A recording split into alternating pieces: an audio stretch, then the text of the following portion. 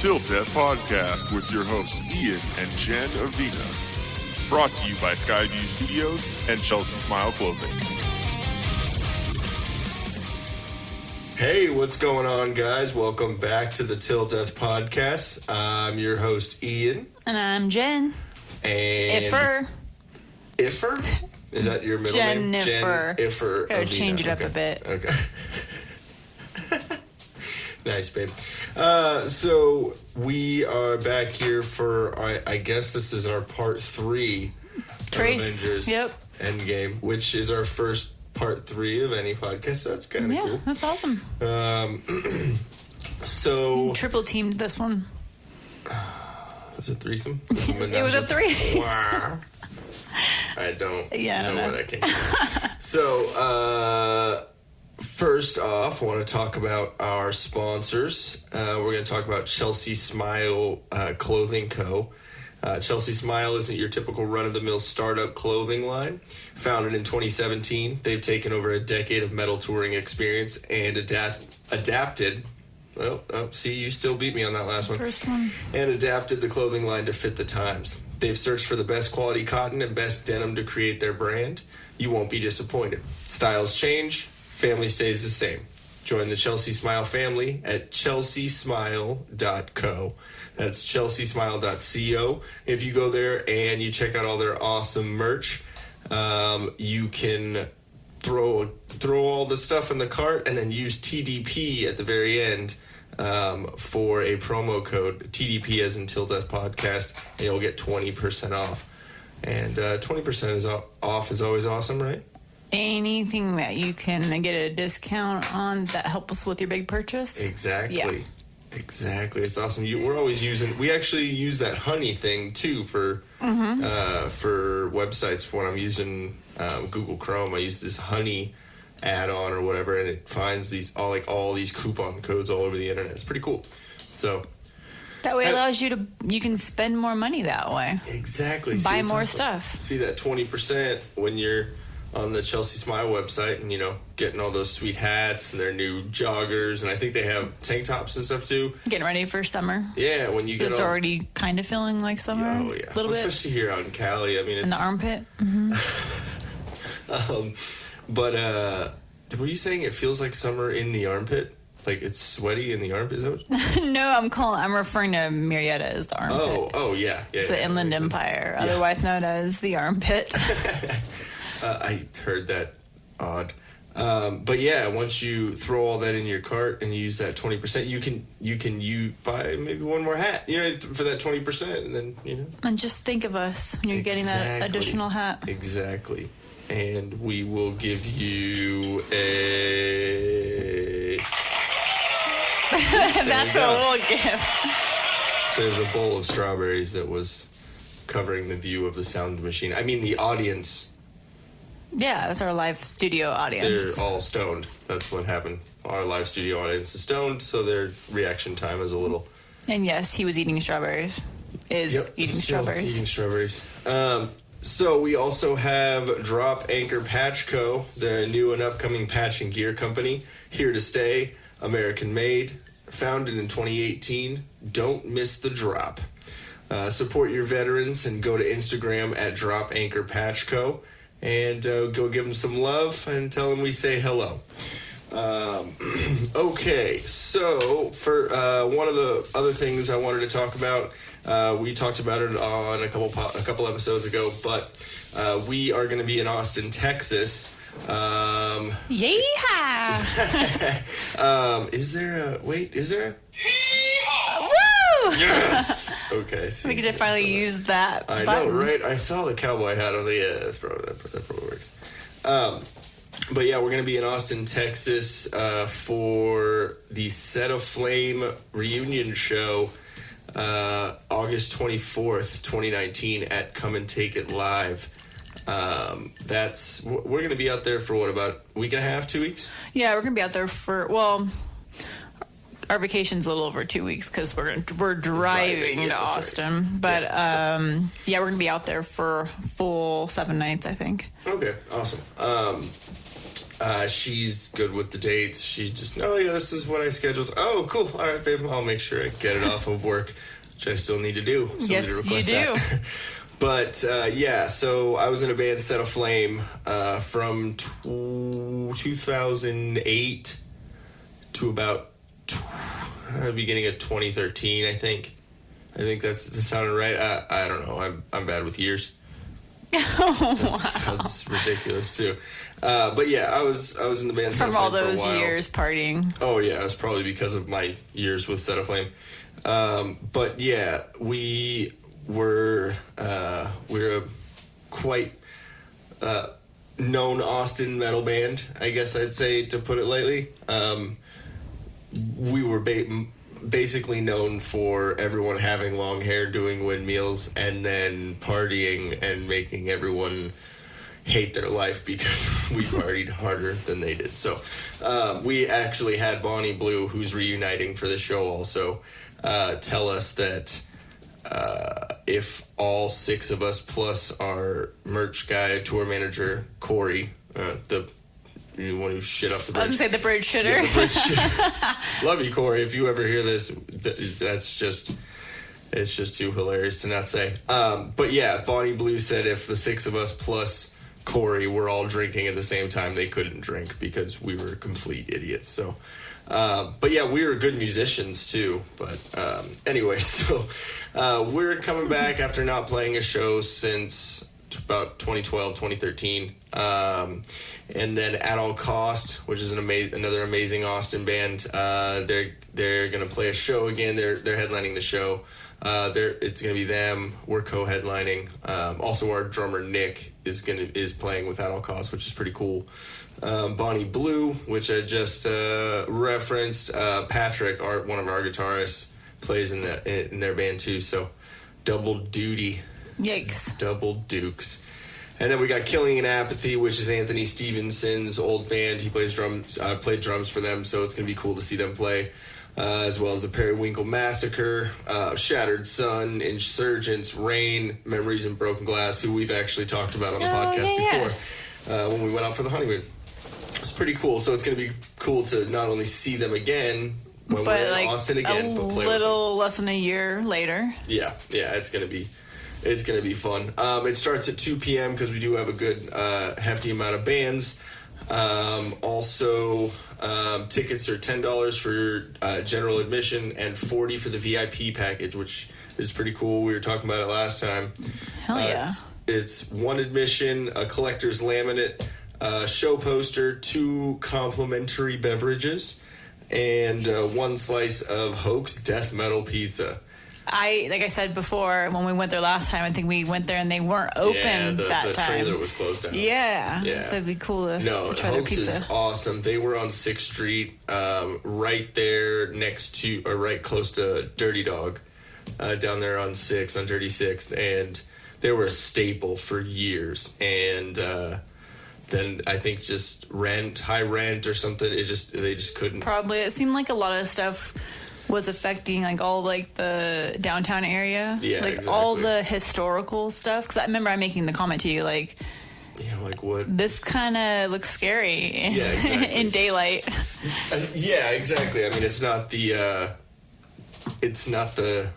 cleanest of areas. Well, it's kind of a combination of things. One is it's just a whole bunch of bars that you have the college kids or younger age group going to, but it's also historical. Austin is so incredibly popular, so I'm sure it's a mix of them raising the rents like crazy on those places. They've been trying for years to make the Red River District, which is right where Barbarella was, and then it kind of went down that way. The Red River District is the music live music district. Red 7 was there, that place that I told you we played all the time. Empire Garage is right across. It's Empire Garage and Control Room. It's a big venue, and they have a lot of cool shows there. That's actually where I saw Dave Dickens for the first time. Remember I told you I saw him? He was in Austin watching Fire from the Gods. Yeah. And I randomly heard his voice, and I was like, fucking Dave? That's where I met up with him. So, no, but... and then, they have a lot of other bars. It's crazy because, every which way we went... Like, we walked all over downtown. Yeah, like, I couldn't believe how far we walked from East 6th. Oh, yeah. Well, because we were looking for my buddy, and I was a dumbass. And so I think it's going to be a whole lot of fun. So if you want to get that $40 VIP, I would get that, because I mean that's not going to be at the door. Is it? I don't know. I don't believe so. But I all of the info is there's a Facebook event page and all that. I'll link it in the description of the podcast after we load it up. They're sponsored by ATX Metal Podcast as well as us, the Till Death Podcast. Come and Tour It, which is in the whole Come and Take It Productions. It's his tour line, actually. So he rents out trailers for bands that are going on tours if they don't want to buy a whole trailer. Oh, that's awesome. And he'll rent it out for them. So I think that's a pretty cool venture. He's had it for a little while, and then Jessie Ann Huff Photography. If I'm remembering correctly, she used to take a lot of pictures for Set Aflame, so that is kind of cool. The same photographer. Live shots, yeah, so that's kind of cool. No Control Radio, which is kind of like Rock 105.3 out here. They have the at midnight. Mm-hmm. Like they play like heavier music and stuff, or it's like Fridays or something, right? Oh, gosh, I haven't listened to it in so long, I couldn't even tell you. But yeah, I think it's Sunday nights. Okay. That's what it went to. Yeah, that's right. They pushed it to Sunday. No one cares about metal anymore. But No Control Radio is kind of the a little uns to it. So that's the part I'll be on the side stage doing that with the glow stick. Trout, doing the wobble. The trout dance. Trout dancing. Trout music.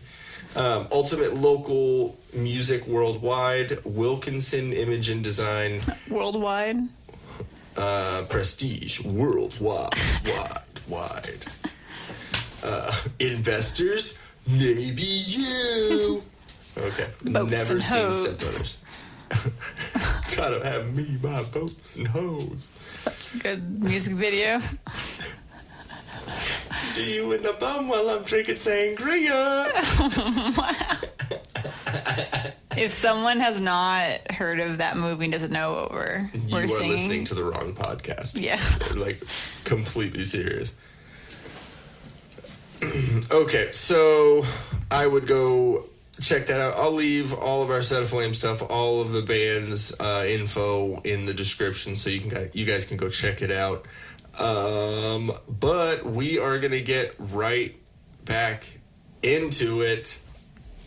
So where were we? Right at the... So we left off with... Oh, it's actually the scene that I had talked about being very impactful for me, where there was the first snap. It was right after Hulk snap. Yeah, right? Okay. the first snap of this movie. Mm-hmm.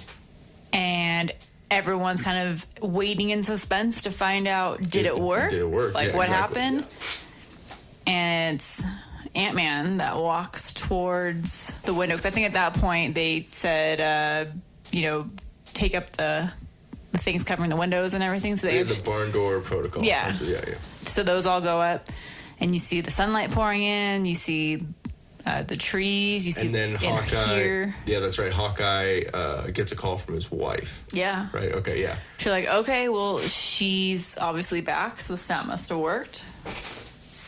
This is great. Yeah. You got. Yeah. I'm like. It's that Izzy. That Izzy's got my gosh. got the burps. You can burp on the mic. No, it's I'm okay. not doing that. No, you can. It's completely fine. I kind of welcome it. Girls don't burp or any of that. Wrong. Wrong.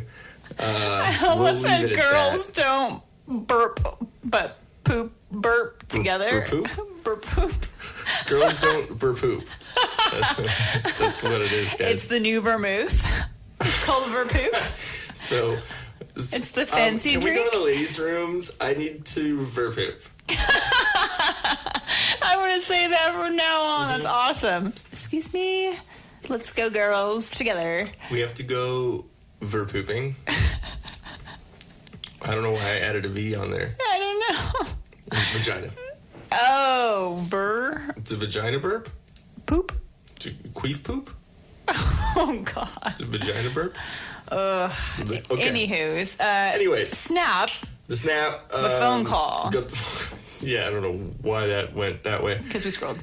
Yeah. So yeah, at this point we're like, okay, this is amazing. Like how far into the movie are you at this point? Almost like at 2 hours. Okay.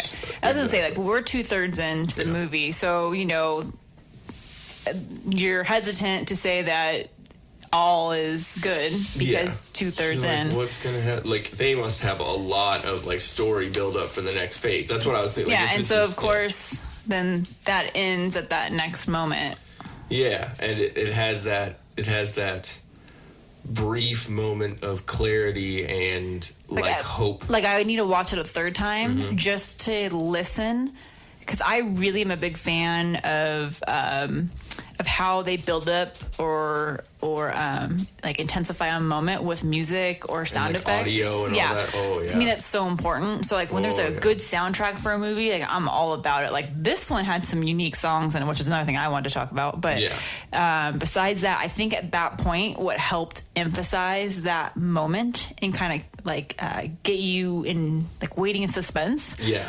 Was it went quiet. It like dropped out. So literally all you hear are the birds chirping. Yeah. But it's almost like the moment you would see, like, say, in Star Wars or something, where it goes quiet out in space. Like when in Last Jedi, when she flies out the ship and she light speeds through that ship and blows it up, and it just.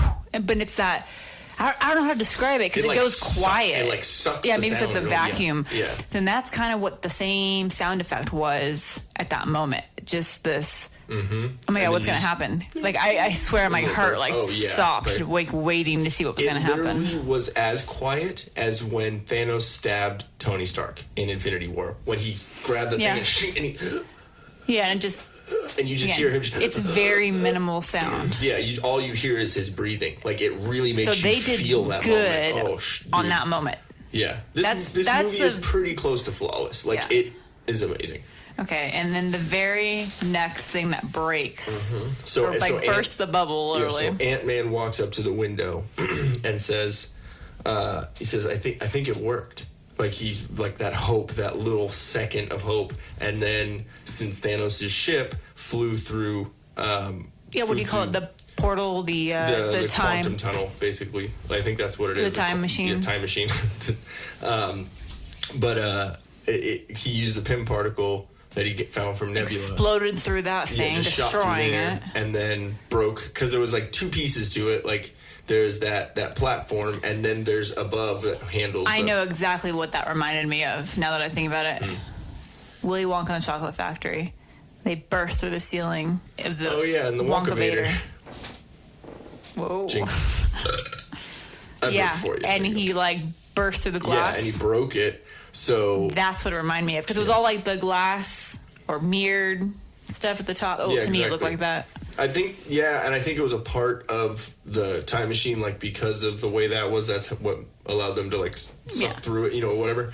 So, I gotta watch it again, too, to kind of check out certain parts of this, because this, from here on out, there's so much going on. Now, they didn't know at this point, when they were going through the whole seeing what the snap would do, they were kind of cut off from that section of the building. Right? Yeah, they didn't know. So they had no idea he came through. He came through. So he was probably just sitting up there. Because he was already up in the air. because his whole ship out and about. That happened probably right as the snap happened, or like right before the snap happened is when he shot through. So it was like he shot through and then... Yeah, well, I'm surprised that they didn't even hear a rumble or feel it or anything. Yeah. It was strange. But then again, it's like all it could have happened right when he's trying to fight the power. Yeah. So fight the power. Yeah. Also they had that barn door protocol thing, so everything's shut in. Maybe they have some sort of like pressurized something. I'm sure it's something intense. The whole reason behind them closing it was not knowing how the power was going to react with him. So had it gone crazy and overpowered him, it would have kept that power internal in that room or whatever. Exactly. But so then Thanos, you see one cannon fire from the ship. So I mean, I don't know what that would be, but it literally was like a missile almost. Yeah. And it like a photon torpedo. I don't know. And you see it coming, like right as Ant-Man says, I think it worked.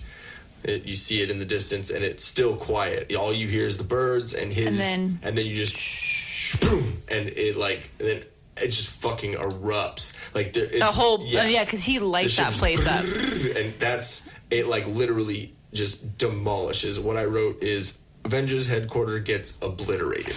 And you and I talked about this. Like that reminded both of us of Tony's place on the cliffs. Iron Man 3. The way demolished. That Avengers building fell. That's what I was confused about. So that Avengers building wasn't necessarily on like a beach cliff like Tony's was in Malibu. Yeah. So it just like obliterated it down into a hole. Mm-hmm. That's why all the piping, the sewer system, all that were down, but they were running through down, or Hawkeye was running. Yeah, Hawkeye and Ant-Man were running down below. Well, with those things chasing him. Yeah, well, those things were chasing. Well, 2 seconds. Sorry. No, you're good. But okay. So everyone besides Ant-Man and Hawkeye gets trapped. Hawkeye ends up grabbing the gauntlet. It lands next to him. And he faces the Legion, I believe is what they're called. Those beasts or whatever. What are those creatures that are running? To me, it's like a rat that's been... It's like a dog thing, like a zombie dog thing. Let me see. Boom, boom, boom, boom, boom, boom, boom, boom. Boom, boom, boom, boom, boom.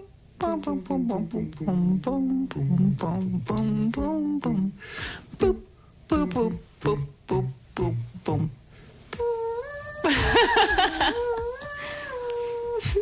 Okay. Let me see. They remind me of something like a gargoyle statue.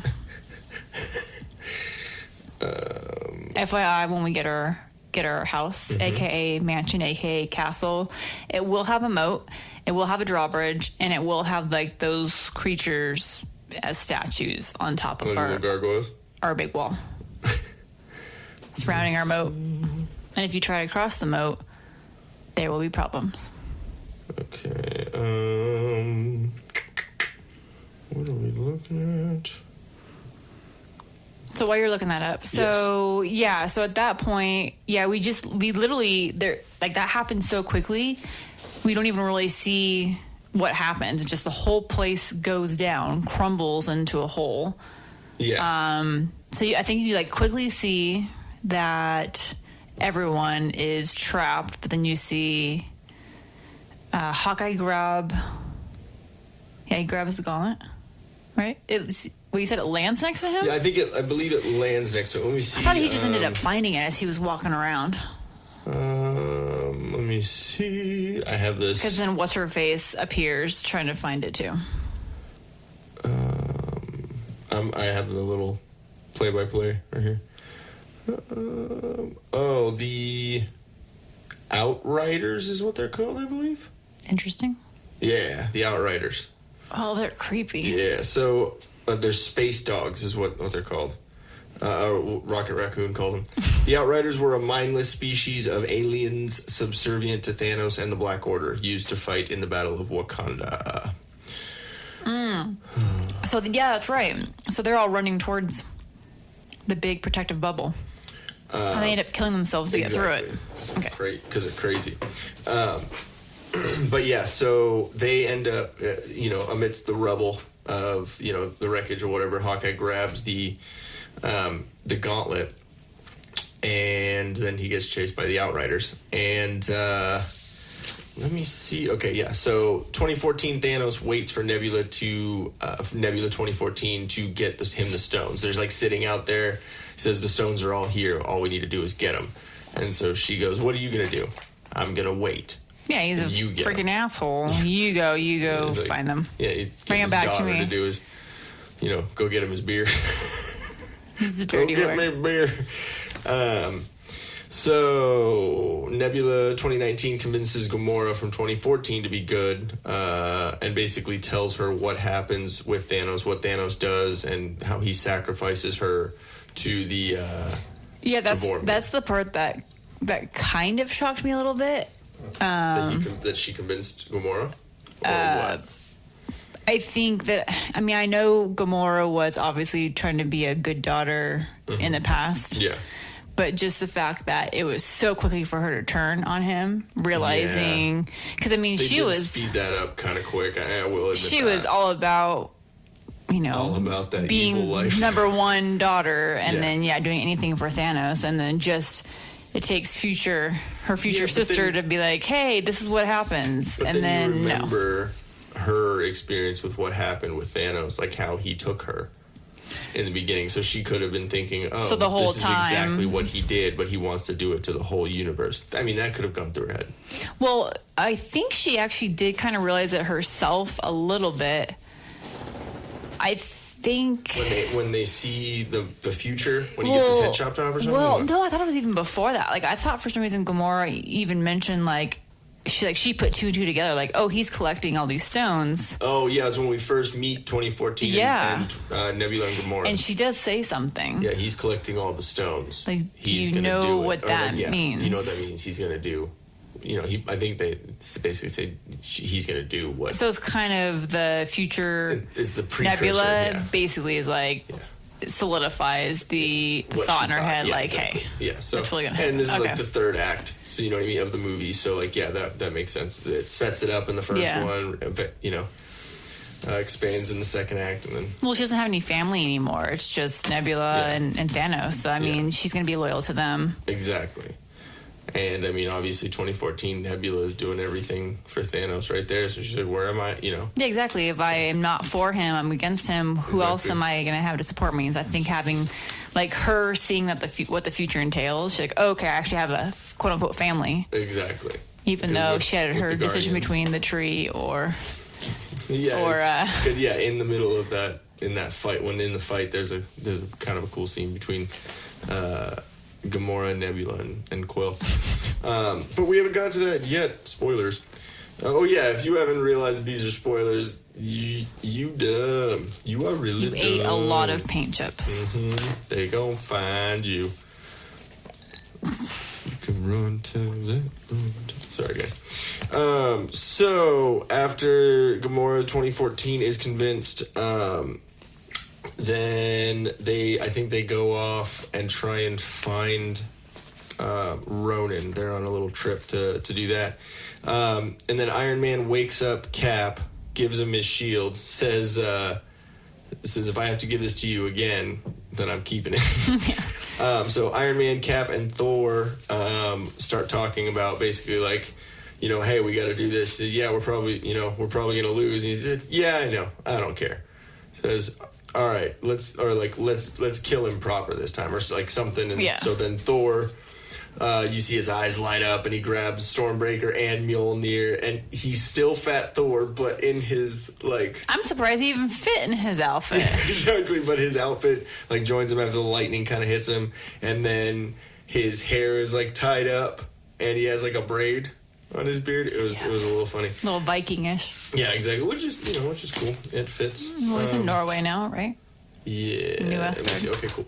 So Thor summons Mjolnir and Stormbreaker at the same time. Mjolnir. And did I say it? Mjolnir. Almost. You're still saying mule, Mjolnir. I give up. Mjolnir. Go ahead. Yeah, you'll get it, baby. It was a little hard for me at first. So in the trailer, when Iron Man, Thor, and Cap are all walking up to a battle with Thanos kind of sitting there, that's from the last battle, which is crazy because everyone was saying that all the trailer was the first 20 minutes of the movie, and no, they give us from the last battle. And he's literally just chilling there waiting for Nebula to come back with the gauntlet. Yeah, exactly. It's awesome. He says He said you could not, or Thanos, as they're walking up to him, he says, you could not live with your own failure. And where did that bring you? Back to me. Josh Brolin was fucking good in this movie. Yeah. The suspense of his pauses when he talks, it makes it so villainy, Yeah, it's hard for me to, I don't know, I don't hear Josh Brolin's voice. Really? When I'm looking at Thanos. But then, obviously, it's, close your eyes, it's obviously Josh Brolin. I need to hear him. Yeah, I need to see it without looking at Thanos. I mean, obviously you can see it is him, like from his nose and his eyes. Yeah. But he played this fucking well. And everyone else acting with him, you know, like, I mean, that's probably not easy to do, you know, when you're working like a motion cap suit and like all this, and you gotta like pretend you're looking up. It's the if you ever see when they're filming Beauty and the Beast, and there's like a thing over the head, with the Beast, they're gonna like look up.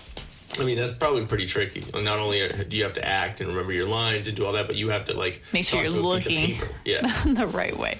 Pretty interesting. So, you know, kudos to everyone in this movie. It's fucking great. Still Fat Thor. He says something. It's nothing personal. I'm gonna shred this planet to atoms, which is funny because in the very beginning of the movie, when they go after Thanos first, and he says, "I reduced the stones to atoms." Or so it's kind of a cool callback again. No, doesn't he later change his mind, saying now it's personal? Yeah. Later on, he makes it like, I'm gonna fucking because he's like, I'm annoyed with all of this. So and then he says what he's gonna. Thanos basically explains that he's going to use the stones as he's meant to use them. Or he means to use them, and then he's going to build a new universe, happier and more well off, and all that. And then Cap says, "Born out of blood," which I always liked because there's one of the last songs that Set Aflame wrote is called "Born in Blood." Oh, okay, I was about to say that'd be a song. Yeah, for sure. Born in Blood, and actually that song's about Dexter, so it's kind of funny. Okay. It made me giggle. My own little side note, Easter egg. So the epic battle between Thanos and Cap and Iron Man and Fat Thor starts, and it is fucking like saying epic. It doesn't do it justice. Like having Cap throwing the shield at him, and then Mjolnir and Stormbreaker come, and Iron Man has his fucking great. Like I had like a comic book nerd boner watching that fucking scene. It was awesome. Yeah, it was really a comic book orgy is what it was. It like just from here on out, it's just like, oh my god, there's everything you want in a fucking movie. So then it cuts to Hawkeye getting knocked over or something, and the gauntlet being like he's laying with it in his hands, and 2014 Nebula walks up and he goes, "Oh, you look familiar," or like kind of joking around like, "Oh, here you are, I know you," and goes and gives the gauntlet up to Nebula, thinking it's the 2023 one. Yeah. And then she immediately takes and says, "Father, I have the stones," or whatever. He's like, "What?" And so she like knocks him out or like something, and then Nebula from 2023 and Gamora from 2014, they meet up with her and like, "What are you doing?" I like that part. Blah. Yeah, and so Gamora drops her gun and tries to reason with 2014, and then Nebula's like, he'll never let me, talking about Thanos, he'll never let me forgive me, or he'll never let me not do that or whatever. And so she goes up to shoot Gamora, and Nebula 2023, bam! Gets her right in the fucking chest. And then Hawkeye's like, "Huh? Mine." Mine. And grabs the gauntlet again and takes off and starts running. It's so shiny. Then Thanos and his helicopter sword, which is just fucking cool. It's ridiculous. Awesome. The effects on that, the scene is amazing. Then Thor giving Iron Man energy is just fucking cool. Let me see. I didn't know you could transfer energy, but it makes sense you could only transfer between those two. Yeah, because lightning, and he can soak up in all the... it's Iron Man. Yeah, exactly. And I'm sure he built look what he's running off of. Yeah, so... It's what is it called? Plutonium. Nano... Gamma rays? No, that's... Nanoparticles? Nanotech? Something like that. Something sciencey. Yeah, exactly. I just can't think right now. Dan? Yeah. No, you're listening. You're gonna want to correct us. So I just thought it was cool. Also, when Thor gives him the energy, he's using Mjolnir and Stormbreaker and gets the lightning. And his yell makes me laugh a little bit. It's like this, I don't know. Every time it makes me laugh. Yeah. No, isn't it the Led Zeppelin song at that point?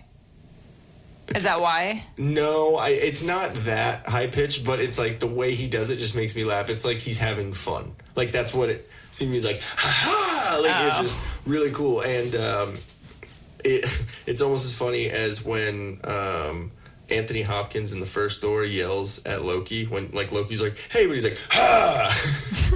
This is like right about as funny. So, anyways. Let me see. Oh yeah, and it was really cool to see Thor using Mjolnir like a baseball. I don't know if you remember that. He like throws up Mjolnir, and hits it with Stormbreaker. That's right. I thought that was cool. He's like, batter up. And then he accidentally hits Tony Stark because Thanos like moves or whatever. And yeah, but I thought he was hitting it towards Tony. Because Tony was fighting Thanos, and then just happened to be the Thor same. was gonna like hit it towards him, and then I think Thanos like put Stark or Iron Man in the way of Mjolnir or something, and he gets hit. Here's my shield. Yeah, exactly. It's just Tony. It's like, haha. And then so Thanos ends up getting the upper hand on Thor and starts hitting him in the fucking face. And then he gets Stormbreaker and starts putting it into Thor's chest like Thor did to him in Infinity War, which is weird because he didn't know that he did that. Remember, because this is 2014 Thanos. This is even the same Thanos. So it's weird that he just went for creepy. That. Right? And then there's one of the coolest fucking parts in this movie. You think Thor's going down, and obviously Mjolnir is nowhere to be found. And then it cuts to a scene of Mjolnir hovering like about 6 inches off the ground. And everyone in the fucking theater was like, oh my God. Like, so stoked. And then you see it hits Thanos. I think what happened is once we see it lift off, Cap actually grabs it and then throws it at Thanos. Yeah. And then it hits him and then and everyone's like, wait. Oh fuck. It was awesome. I like chills everywhere. And then your favorite move your favorite move. When he's like he's like throwing it around like a little like one of those like slingshot things with a big fucking what? I don't know what you're talking about. He's basically like helicoptering it. Yeah, like helicoptering it in his arm, like kind of like Thor does, and then he uses it as Thor would hit someone with an uppercut with it, but then has this like leg like Captain Morgan stance almost like yes, it's like he's doing an air lunge. Yeah, exactly, and like. He's like, America's ass. Yeah, exactly. Here it is. This is how I exercise to get America's ass. Squats.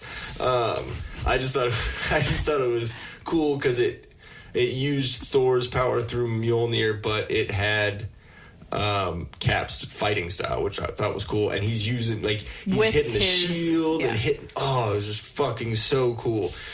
We will try as hard as we can to explain this whole battle scene, but please just go watch it.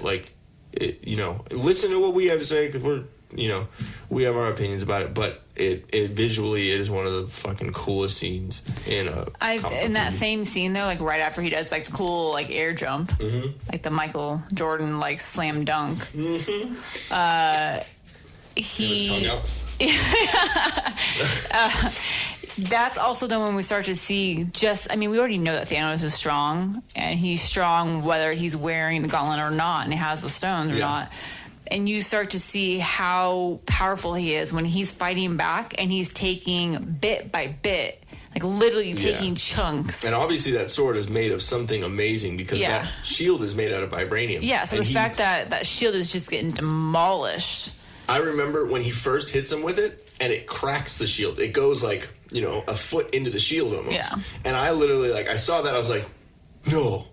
He broke the sheet. Like, how the fuck are you breaking that shield? Yeah, and then he's just literally... Ding, ding, and just takes it in half. And the thing about that is that it's like Tony's vision in Age of Ultron, where all of the Avengers are dead, and he wakes up, and Cap's there, and Cap just wakes up, and he says, you could have saved us. Yeah. You remember all that? Yeah. Okay, in that scene, Cap's shield was cut in half.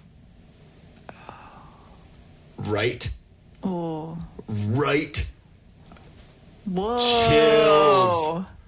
Exactly. I see you tearing up over there. Yeah, like they brought that back. Like, and what I'm thinking is obviously because Tony Stark and Robert Downey Jr. and Chris Evans, their contracts were up, so I thought we're about to see Cap dead. Yeah. You know what I mean? They're cutting down that shield. It's a callback to another movie. Like, they're gonna do it this way. Like, that's... I was like, oh, fuck. Like, I don't... Cap isn't my favorite character, but I don't want to see him, die. He's a good dude. It's America's ass. Oh, Jesus. Lavin's spit went back. I'm not good at swallowing, guys. Don't eat one of those gummy worms. So then I think he gets hit by Iron Man or something. I forget exactly how he gets. I don't know who gets in on the fight at this point. Yeah. I need to rewatch that portion. Just get that. Because there's so much, it's so action packed. Just like everyone's trying to get their piece. It's literally like a pinball machine. Yeah. Yeah, it is. Like, you hit all the spots. Honestly, that's what that scene reminded me of. Yeah. Especially when we get farther on. It would be really, really cool if someone did like an overhead view of the battle, like of where all the stuff was. You know what I mean? Like, here's theirs, here's here's the bad guys, and here's the good guys, and you see like where their ships are, almost like a video game. I think it'd be cool to have that as a wall print. That's what I'm saying. And then you can see where the portals opened up and where theirs did and all that. That's fucking cool. So Thanos says, it wasn't personal until now. Yeah.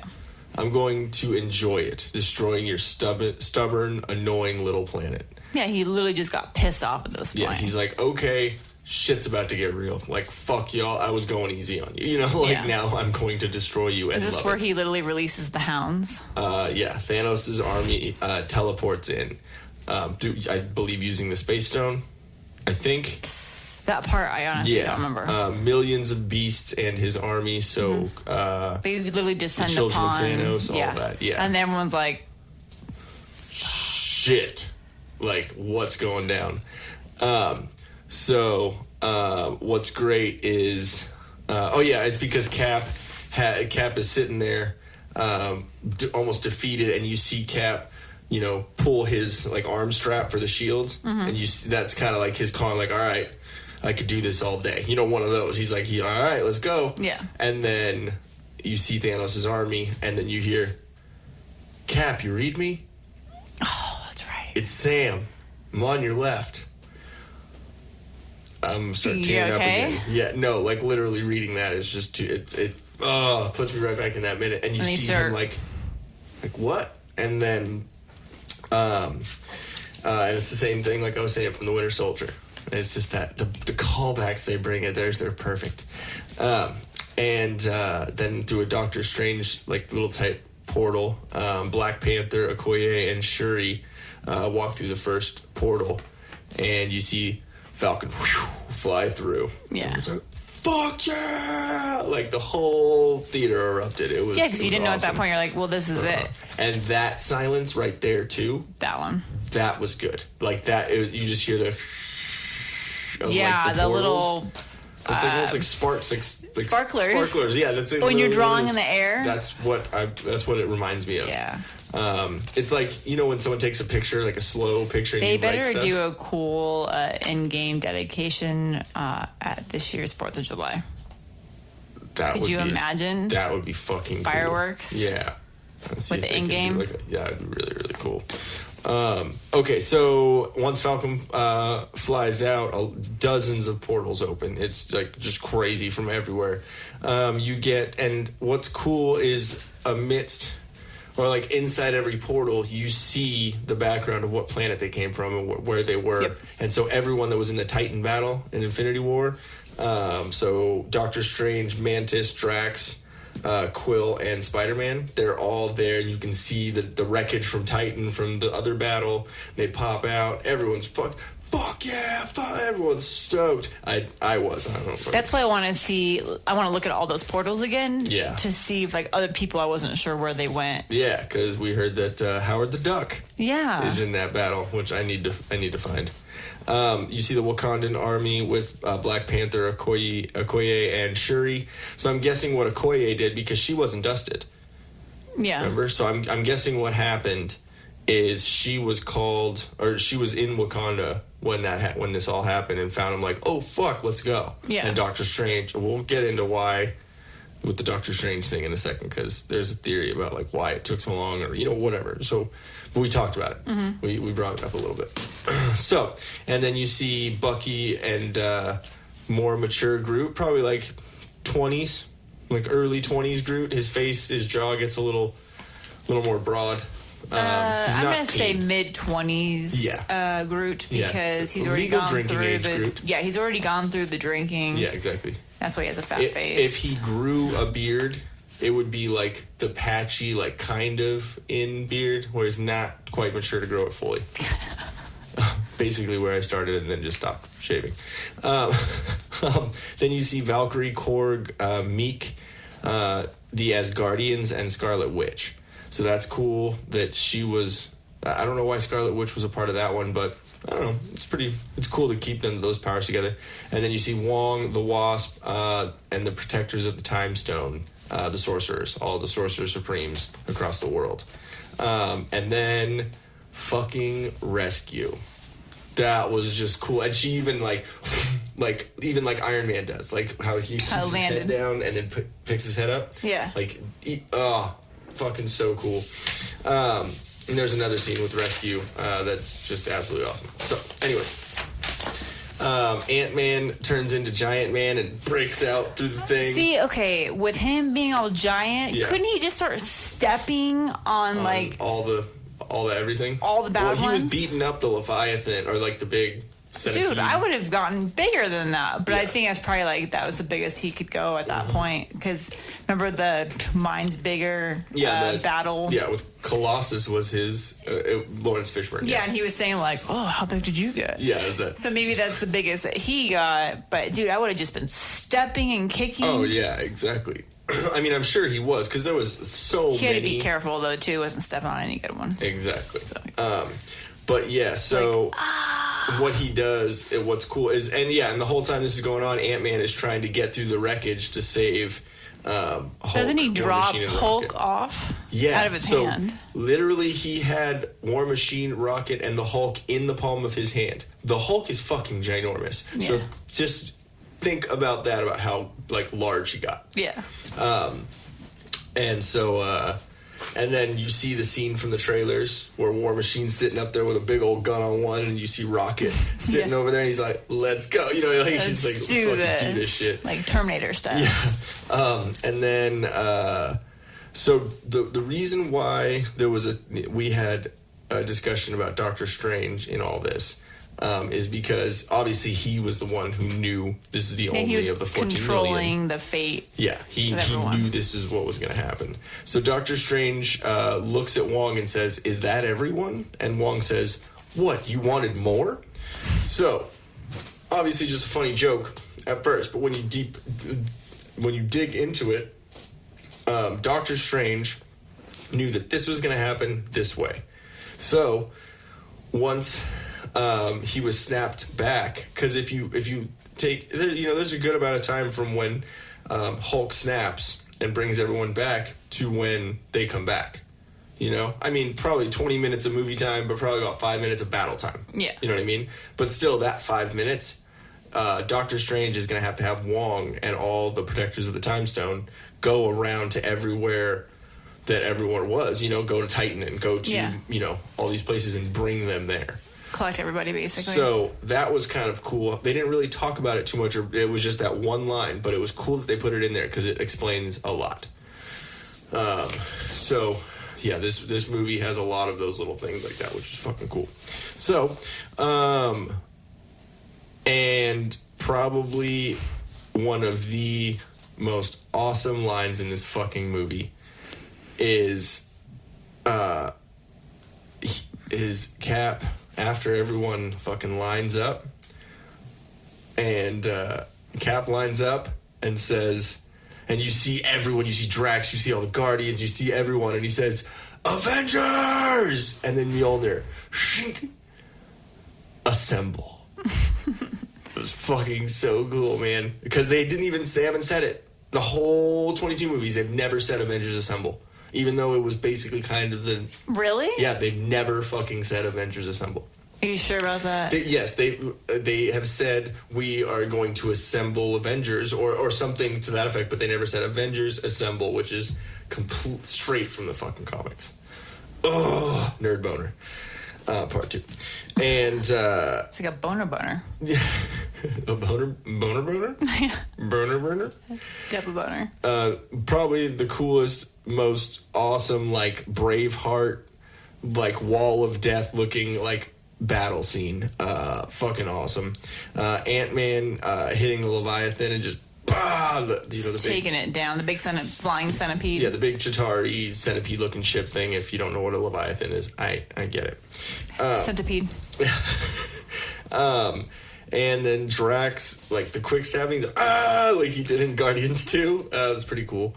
Then Shuri had those sweet little hand cannons. Yeah. She's always sitting there fighting, pew, pew, pew, pew, which is cool because I have a theory that she might at some point be an Iron Man type, like take the Iron Man mantle. So her shooting little things out of her hands could be a tease. I don't know. And then Iron Man and Rescue, which is the scene I was telling you about, Rescue. It's just so cool, and it's iconic because it is from the comics too. Mm-hmm. Them two fighting, and it's like a 360 kind of camera angle where they're just and they're like back to back. They had each other's back, literally. Oh, it's fucking cool.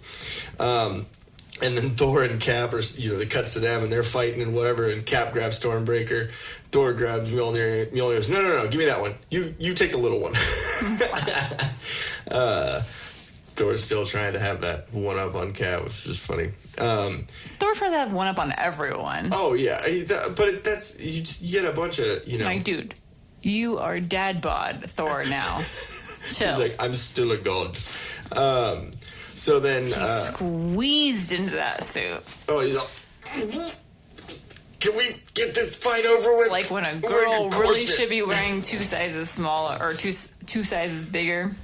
Oh, you mean the populace at Walmart? And then you squeeze all your rolls. Oh no, they don't. They don't squeeze themselves into the thing. They squeeze the fabric to the fucking brink. That's why all the girls were complaining that yoga pants were see-through. It's like, no, you just wore the wrong size. Yeah, exactly. No one wants to fucking see that dum-dum. Anyways, so Peter, or Spider-Man, which is cool, he still has the iron... Spidey. He still has the iron spider suit, which you don't like. You think it's creepy. I hate spiders, and his little legs pop out, and he's... Man. I don't like spiders either, obviously. I can't stand that suit. Because of this morning and our spider issue. But I don't like spiders either, but... I'm sorry. Yeah, it creeped me out, like watching him crawl around with that. It's useful for fighting, which is cool. That's what I liked. And it's just cinematically cool, like visually cool. Nah. And anyways, he saves Iron Man, and he says, remember when we were in space and got all dusty? He said, must have... I don't know what I wrote. My fucking... Must have passed gas? I don't know. Doctor Strange... he said, Doctor Strange said that it's been 5 years and we need to go back. But he said it was only like 5 hours or like 5 minutes or something like that to them. Yeah, so, again, with the whole time difference. So that was kind of cool. It brought that back around. And then as Peter's talking, the way Peter Parker kind of does, he's like, hey, you remember this? And blah, blah, blah. He's like still a kid. Yeah, and then you see Tony's face, and he's just like, oh my God, I can't believe I'm fucking seeing you again. I didn't lose the kid. Yeah. And then he just gives him a big hug, and Peter's like, oh, okay, I like this. Like, because Peter, Tony Stark's still his, like, idol. He's his, like, inspiration, and he's like hugging him now, and he wanted to be an Avenger, and it was just a movie, you know what I mean? Like, I thought it was kind of cool. And then Quill ends up seeing Gamora, but 2014 Gamora, and tries to hug her, or like tries to, because he thinks it's wrong decision. So, and then she gets kicked, he gets kicked in the nuts twice by her, and he goes, missed the first time, got him both the second time. And then that's the line where Gamora looks at Nebula and says, him, seriously? Says, your choices were him or a tree. And then it cuts to this awesome Falcon wing stab when he's like, ah! and he like uses the tips of his wings and fucking stabs the dude right in the chest. That was just it's fucking awesome. Let me see. Oh yeah, that wasn't our only time machine. That's right. Okay, because they're talking about how they can't get the stones back. That's right. Because he destroyed the time machine, and then Ant-Man's all, that's not our only time machine. And he shrinks down, because he was Giant Man. Shrinks down, and then... And then Valkyrie is up in the air. Oh, yeah, because Valkyrie's on fucking Pegasus. Yeah. And she's, she's flying around fighting, and they're like, does anyone see an ugly brown van? She's like, yeah, you're not going to like it, though. It's like, where it's at. Yeah, it's like in the middle of the battle. So, let me see. Where are we at? I keep losing my place. So, it's cool that, Lang or Ant-Man and the Wasp work together again so they, go to get to the van. So they like shrink down. It's cool to see them both work together after, the dusting. And also it was cool too because Hope, is it Hope Van Dyne? No, Janet is the daughter, right? No, I thought Hope was the daughter. I want to make sure we're correct on this. Let me see.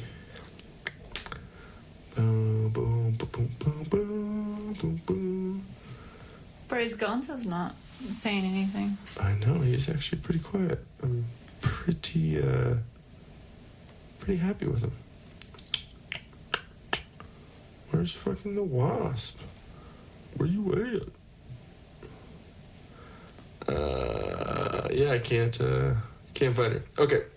Pretty positive. Oh, no, it's Hope. Yep, it's the daughter. It's Hope. Hope's the daughter. Yeah, okay, cool. Thank you. Told you.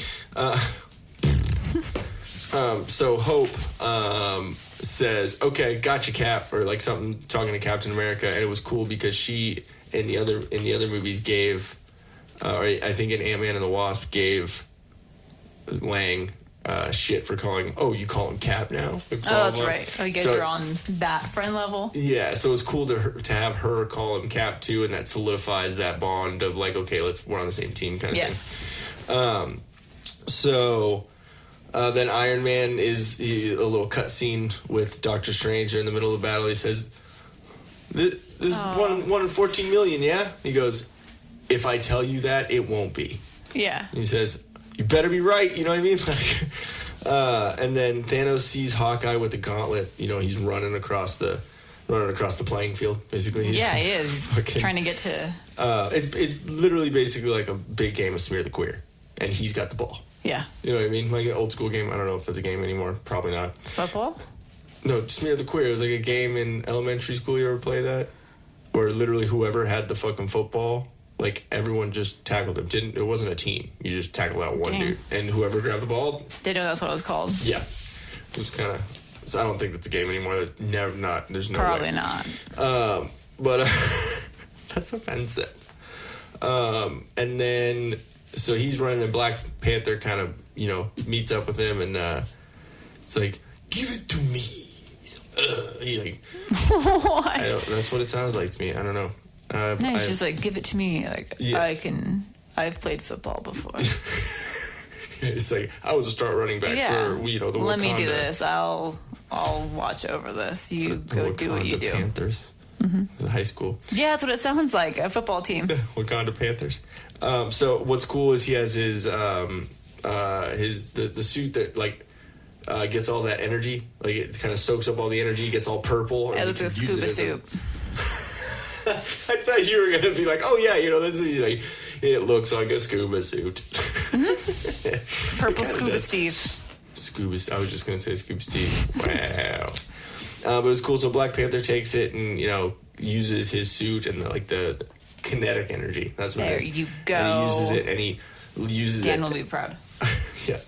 That's all you, Dan. Black Panther drops it because Ebony Maw, the one who can control all the one who dies from Infinity War. Yes. Where he gets sucked off into space. That one, he's sucked back. Off into space? Oh, he was sucked off in space. He's like freezing, and there's just yeah, I'm gonna let that simmer for a second. I just did that noise. So Black Panther drops it as he's attacked by Ebony Maw, and then Scarlet Witch, Thanos ends up standing right in front of it, and then Scarlet Witch shows up. That's crazy. And she is fucking pissed. Like her eyes turn like blood bright red. Yeah, like the color of her powers, of her energy. And she says, "You took everything from me." And probably one of the best Thanos lines, it says, "I don't even know who you are." He goes, "You will." Oh, it's fucking great. And so she's fucking crazy. Like, she takes 2 big chunks of ground and throws them at him. Like, damn. And it was before he had the gauntlet on. So I was really interested in this scene because I know Scarlet Witch is a badass, and I wanted to see her powers matched up against just Thanos. You know what I mean? Because he didn't have all the stones yet. You know, it wasn't a thing. He didn't have the actual gauntlet on. And then Spider-Man ends up grabbing the gauntlet, and he activates Instant Kill, which is from the Spider-Man Homecoming movie. His suit keeps trying to do this, activate Instant Kill, and he's like, "Whoa, what's with you? Like, no, don't kill him." We need to jump to that. Yeah, exactly. Like, whoa. And so him saying activate Instant Kill was fucking cool. And then I'm surprised the suit like, didn't be like, "Are you sure?" Yeah, exactly. Like, yes. And then Scarlet Witch ends up holding him in her like fucking force, like grasp. You know what I mean? Her force web. Yeah, exactly. And then like his helmet breaks off. You can see her just like breaking off all his fucking armor and like bringing him down. You know. See, if I was her, I would have taken the armor off around his neck and then have that come back and twist into like a sharp blade and right through his neck. Mm-hmm. But Hollywood. Yeah. Suspense. And then the thing that causes him to get out of that is he phones it in to his generals, or the what is it, the Black Order, Children of Thanos, says rain fire. They're like, "Are you sure?" Because rain fire is actually all of his ships are firing on the battlefield, so it's gonna kill his troops too. The same thing that they were doing to bring down Avengers. Right after the snap. Yeah, right after the snap. It's basically the same exact thing. That's crazy. I was literally thinking that in my head as you just said it. Because it's creepy. It's creepy because the scene that you see is all the almost like little triangle, shaped turrets, basically, or something. Madonna nipples. The little nipples. Yeah, they're like little nipples. But the Madonna cone nipples. Oh, like there you go. Or like little teats. So all the teats come down on the ships. And they're just milking the whole... It's like Ben Stiller just sitting there. When you milk the teats. You can milk a cat? Yeah, you can milk anything with nipples. Can you milk me? I have nipples, Greg. Can you milk me? Oh, I love that movie. Yeah. So, like... Was it called Hellfire or Black Rain? Rainfire. Rainfire. It's basically like, like Operation Rainfire. So it's probably like a protocol or something. Yeah, through killing everyone and anyone below. Yeah. So, and they're like, "You're going to kill our own troops too." He's like, I thought Thanos intended for himself to die at that point. He just wanted everyone to die. Like, "Oh, fuck." Yeah. Like, murder suicide on that. And then with one of the blasts, it hits like a ravine or like a dam or like a cliff or something. So all this water starts going down, and then Doctor Strange turns into Moses and fucking holds the water. He doesn't push it back or stop it. He just holds it up in the air, which I think it would have been kind of cool to throw at Thanos. That's what I was gonna say. But or throw it at the ships that are raining on the blood. Yeah. Raining on the blood. Rain in blood. Wow, I'm thinking Slayer. And then, so it cuts back to Spider-Man. He still has the gauntlet, but he's like getting like all the Outriders are jumping, all the space dogs. They're jumping all over him. He's like, fuck. And then I don't think he was cussing, but that's what I was saying in my head. Oh no! And then Cap sees what's going on, and he has Mjolnir. He says, "Hey, Brooklyn," because Brooklyn, Queens is kind of funny. So he says, "Hey, Brooklyn," and throws he's like, "Hey, catch," and throws Mjolnir. And so Spider-Man doesn't grab it because that would be weird because he wouldn't be able to hold it. But he uses his web to hold onto it, so it's still Cap throwing it. You know what I mean? So he's not holding it. It's just he's holding on to it. Okay. You know what I mean? It'd just be like if when Thor threw Mjolnir and then it he came gets back out into of Loki's that. face. Yeah. Like, in that scene, it'd be the same thing. It would just take Loki back. Yeah. But, so I thought that was kind of cool. And then he gets help from Rescue. She's like, I got you, kid. It's kind of cool. Tony calls him the kid. She calls him the kid. I don't like that. And then Valkyrie It's on that a Pegasus. motherly figure. Yeah, I liked it. And then Valkyrie on a Pegasus with Spider-Man holding the Infinity Gauntlet. That was just an epic fucking moment. Like, I didn't think I was going to get a Pegasus Like, in this I movie. feel like that would have been a painted, like a seal, like on the Sistine Chapel, like. Oh, yeah, I was like, Sistine, yeah, like. and there's just Spidey with an Infinity Gauntlet. Exactly. The Pegasus. And, sorry, I had to have one of those strawberries there. Tasty, you want one? no, I made them for you. No, I personally made the strawberries for you. Out of your butt? Out of my. Strawberries. I don't even know what to say after that. I just vooped them out? Or wait, what did you say?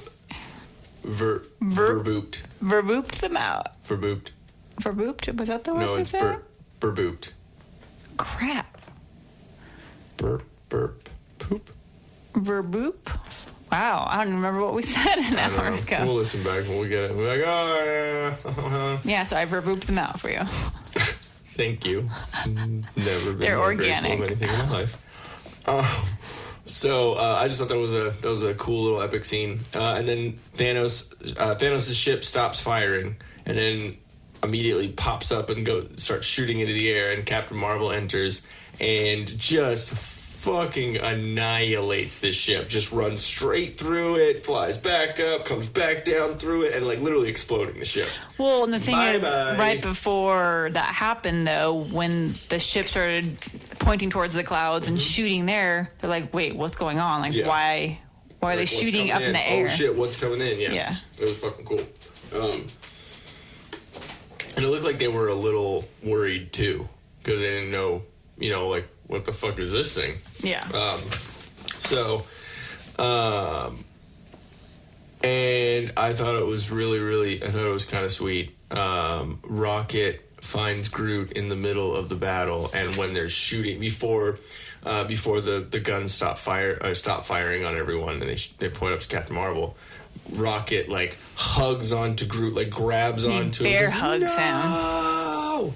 Like, don't fucking shoot him. I've lost him twice already. Like, I can't deal with it.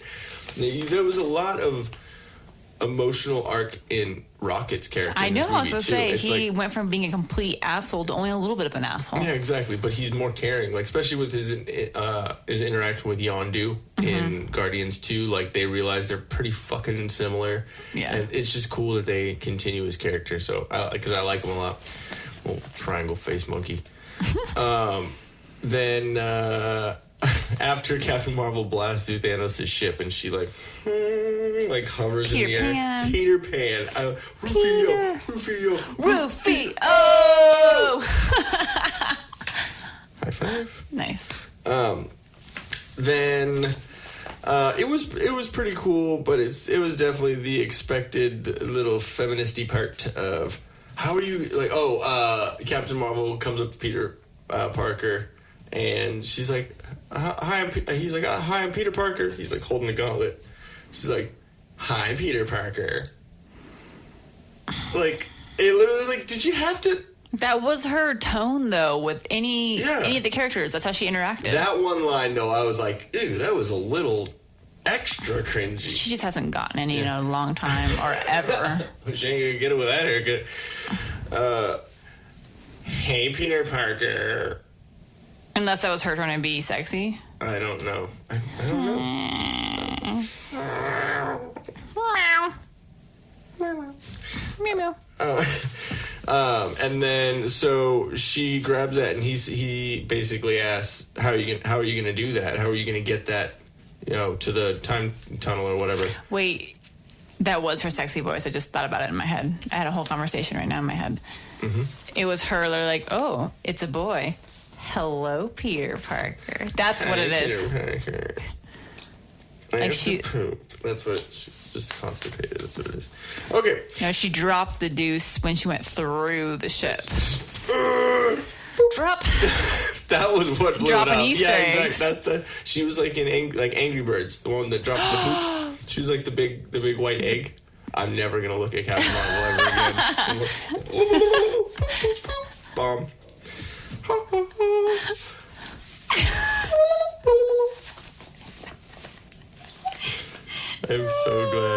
I'm so glad there are like a couple of things that I can do at any time, and it will make you laugh. Like the feta beans from The Office.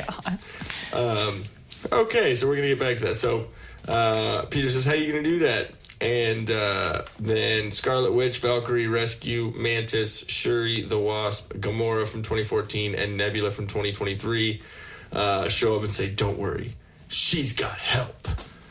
Women. Yep. Those women. It is kind of badass. Yeah, like I will say, after that one initial like, fight the power, it was badass. But like, really, you have to emphasize all the ladies. Yeah.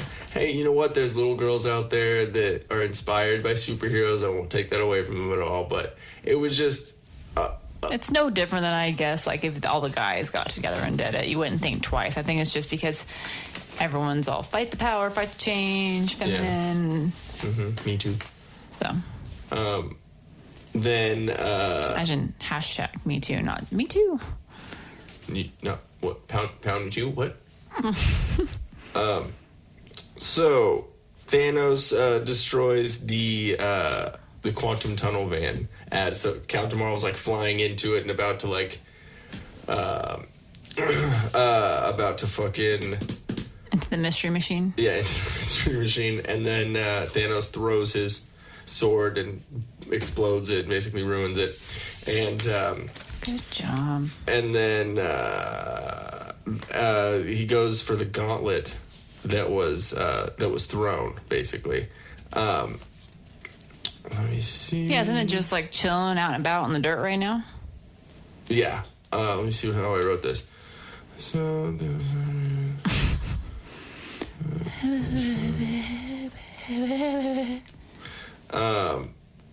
oh yeah, okay. So basically, what happens is Thanos against Iron Man, and then Thanos against Thor and Cap. I think Iron Man gets thrown off, and wait, is that when he fucking like just goes to like run straight in him? Oh yeah, okay, cool. That's a little bit later. Sorry. And so, he hits Cap. Fucking keeps hitting him. No, Thor and Cap are like getting him. Thor has him double team him. The double dick time. So Thanos is pushing like Stormbreaker into him, like, you know, pretty much about to have him, and then Cap comes up and grabs his head, like choking, and they're, you know, trying to kill him. And then I see your smirk over there. You got a whole other conversation going on. And they literally like almost cut his head off. Like he's going for the head. And I felt like it was almost like a ragdoll thing where like everyone's trying to pull off like a leg or a head or something. like boop, yeah. Boop. It was like Mr. Potato Head. His head's kind of round and funky. And then Captain Marvel is doing everything she can to stop him from putting on the gauntlet. You know, from grabbing it. He's like, has it almost on, kind of like in Infinity War. Mm-hmm. Also kind of like in Infinity War, which is cool, is Captain Marvel is standing there like, you know, fucking holding Thanos' hand. Because Thanos is, you know, has the hand like about to fucking close it like Captain America did in Infinity War. The same fucking, so I thought it was cool. Captain and Captain, you know, like they're both trying to do it. And you see she's bending his fingers, you know what I mean? She's like fucking trying to go. And one of the coolest things that he fucking does is right when she's about to do that, he sees the power stone like in the hand, and so he just like summons it, or I think he just grabs it. Yeah, he just grabbed it out, and fucking it sits in his hand, and he just punches her with the fucking power stone, basically, and knocks her fucking clear out of the... I don't want Thanos to win, but it was kind of funny. Yeah, and fucking before Captain Marvel started doing that too, he hit, or Thanos hit Cap fucking hard. Just boom, and Cap just right straight in the ground. Yeah, it was bad. I was like, oh, there goes Cap. So then there's a look between Tony and Doctor Strange. And Strange makes a one with the finger, basically, one way we win. Yeah. And that right there, right when I saw that, I was like, Tony's going to die soon. I knew it. Because that was, you could see the look of Doctor Strange. He didn't want to say it because it wouldn't happen, and he didn't want to say it because he knew that it was telling Tony that he had to make that sacrifice. And you could see Tony's face just like, fuck, all right, let's do this. Only way. Yep. And then as Thanos tries to put on the gauntlet, Stark fights him without a fucking helmet on. And just, this is what we were talking about. He just goes right at him. Gut checks him. Like, he's just, at that point, it's like, no holding back. Just go for it. Yeah, exactly. Like, this is the end game here. Exactly. Dang. Dropping it, babe. End game. And then, so obviously, Thanos is fucking strong as hell, so he doesn't hit Tony, he just brushes him off, and then gets the fucking, what they're doing is, before he knocks Tony off, Tony does a little bit of swapperoo, on the stones, which you find out in a second. Yeah, that's the part you don't even notice. Yeah, he's just, they're like trying to struggle out, and Thanos grabs it, puts it on, and smacks Tony out of the way, and, obviously didn't hit him too hard because he's still awake. But then you see Thanos putting it on, and he says, I am inevitable. And then realizes. Yeah, and we should have known that there were no stones because when he put it on, nothing went up through his body. Just basically putting on his mittens. It's cold outside. And so he snaps, and nothing. And then you see like, Tony with the fucking, like, in his own looking for something. He's all, I am Iron Man. But he says it, the thing that I liked about that is they use that silence again right there. Because after he says, am Iron Man. Because you didn't know what he was going to say. Yeah, I knew he was going to say I am Iron Man. Especially with all the callbacks they had from that first one. I knew when he said I was like, oh my God, he's going to fucking say I. Oh my God. It was literally like when they said Avengers. When he said Avengers, I knew he was going to say something. I was like, holy fuck. Well, look at you smart cookie. Yes, I'm a smart ass. An ass cookie. It was just cool how the way he said it wasn't big and grandiose. It was just Iron Man. And because he knew I'm done. And then because it's crawling up his neck. Like when he puts on that all the stones together, it goes up his neck. But he's not Hulk. He's not Thanos. Yeah, he's a regular, mortal human being. So and then the Leviathan and all the enemies start dusting, and it's about to now you can rocket. Hear the song Dust in the Wind. I'm waiting for someone to put that, dub that over. Yeah. And then what I think was cool that they did with Thanos' character is he doesn't say anything when he does. He just does. He's just sitting there and he's just literally he's like one of the last ones to go, and he's just like, fuck you guys. He's like, you won. I'll be back. Yeah, exactly, because where do they go? The acting by Josh Brolin on that was great because he just says everything with his face, which is cool. Then Tony Stark collapses, obviously, because it's a lot of power going through him. And then it's like shutting down his body. Yeah, and you see him go real purple, almost like in Iron Man 1, where he had that virus thing that kind of shocked him. Yeah. His face gets real pale. And then War Machine, tearing up a little bit, kind of grabs him on the shoulder, gives him that, all right, bud, I love you. And then Peter Parker fucking just bawling, crying. He said,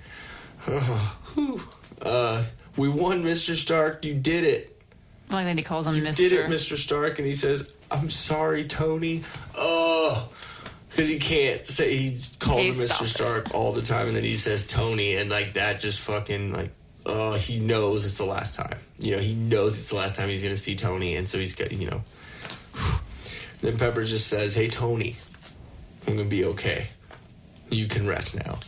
Oh, fuck. Ugly crying in a second. All of us were freaking crying. Except for James and Candace. You guys have no hearts. Cold-blooded. I think I just, totally salted my popcorn again. You didn't need the homeless man piss. Shut up. I was like, oh, God. Babe, I need a napkin. Yeah. Can I have a napkin? You just hear... all over the whole theater. Except James and Candace. Fucking laughing, snickering, little brats. But yeah, and then him. If you listen to the one before this, we were talking about Pepper and Tony talking about when Tony said immense time travel, and he says, "What I want to do is just throw it in the bottom of the ocean and then I'll sleep." She says, "But can you rest? Or will you be able to rest?" And yeah, and then so her saying, "You can rest now," because he did it. He went with time travel. He figured it out, and he went back, and he got everyone. And what back. sucks too, kind of going back to that earlier scenario when they approach him about doing the time travel stuff. You see kind of how the world isn't at peace because all the people are gone, but he's at peace with what he has. Because he has his daughter, Peter Parker. I mean, he looks like he's doing all right, and that's why he's kind of objects to wanting to do anything to try. And he's the only one at the very end that ends up not getting what he had back. And that's the one thing he said the stipulation he had was, I'll help, but I can't lose what I have. Yeah. But what's great is he didn't lose what he had, because himself. Pepper and Morgan are still there and everyone's there, but he just isn't there to see him. What I thought was cool too is there was a fan theory that line was also to Stan Lee, because he just died before the movie came out, so that, hey, we're gonna be okay, you can rest. It's just cool because Stan's gone and they're like, no, man, Marvel's gonna go on. We're good, rest easy, bud. It's pretty cool. And it was just the end of an era, it's just crazy. And then, fuck, the light in his chest just fucking goes out. And I like the way they did it because it didn't flicker out. It didn't anything it just went out. Stop! You can't cry because you're making me cry. I'm not crying. It's dusty. Yeah, it was very dusty. Yeah. And when Pepper, she has his hand on his chest over the light. Yeah, and it just, and then they do a little fade out. And during the fade out, they have a Tony Stark overdub, and you find out it's actually his message that he pre-recorded. He pre-recorded, kind of like the "Help me, Obi-Wan Kenobi," one of those messages. That's just the way I'm going to describe that from ever. Forever. I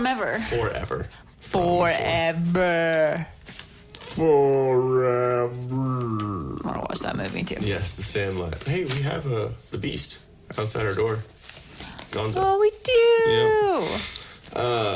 What's funny is he has annihilated a fucking baseball exactly like that. I'll show you a picture sometime. But anyways, it's during the Stark's message that he recorded before they started doing the time travel meddling. He was basically saying, hey, this time heist stuff is going to be, it's going to be tricky. It doesn't, the probability of the survivability isn't, the ratio isn't, too great.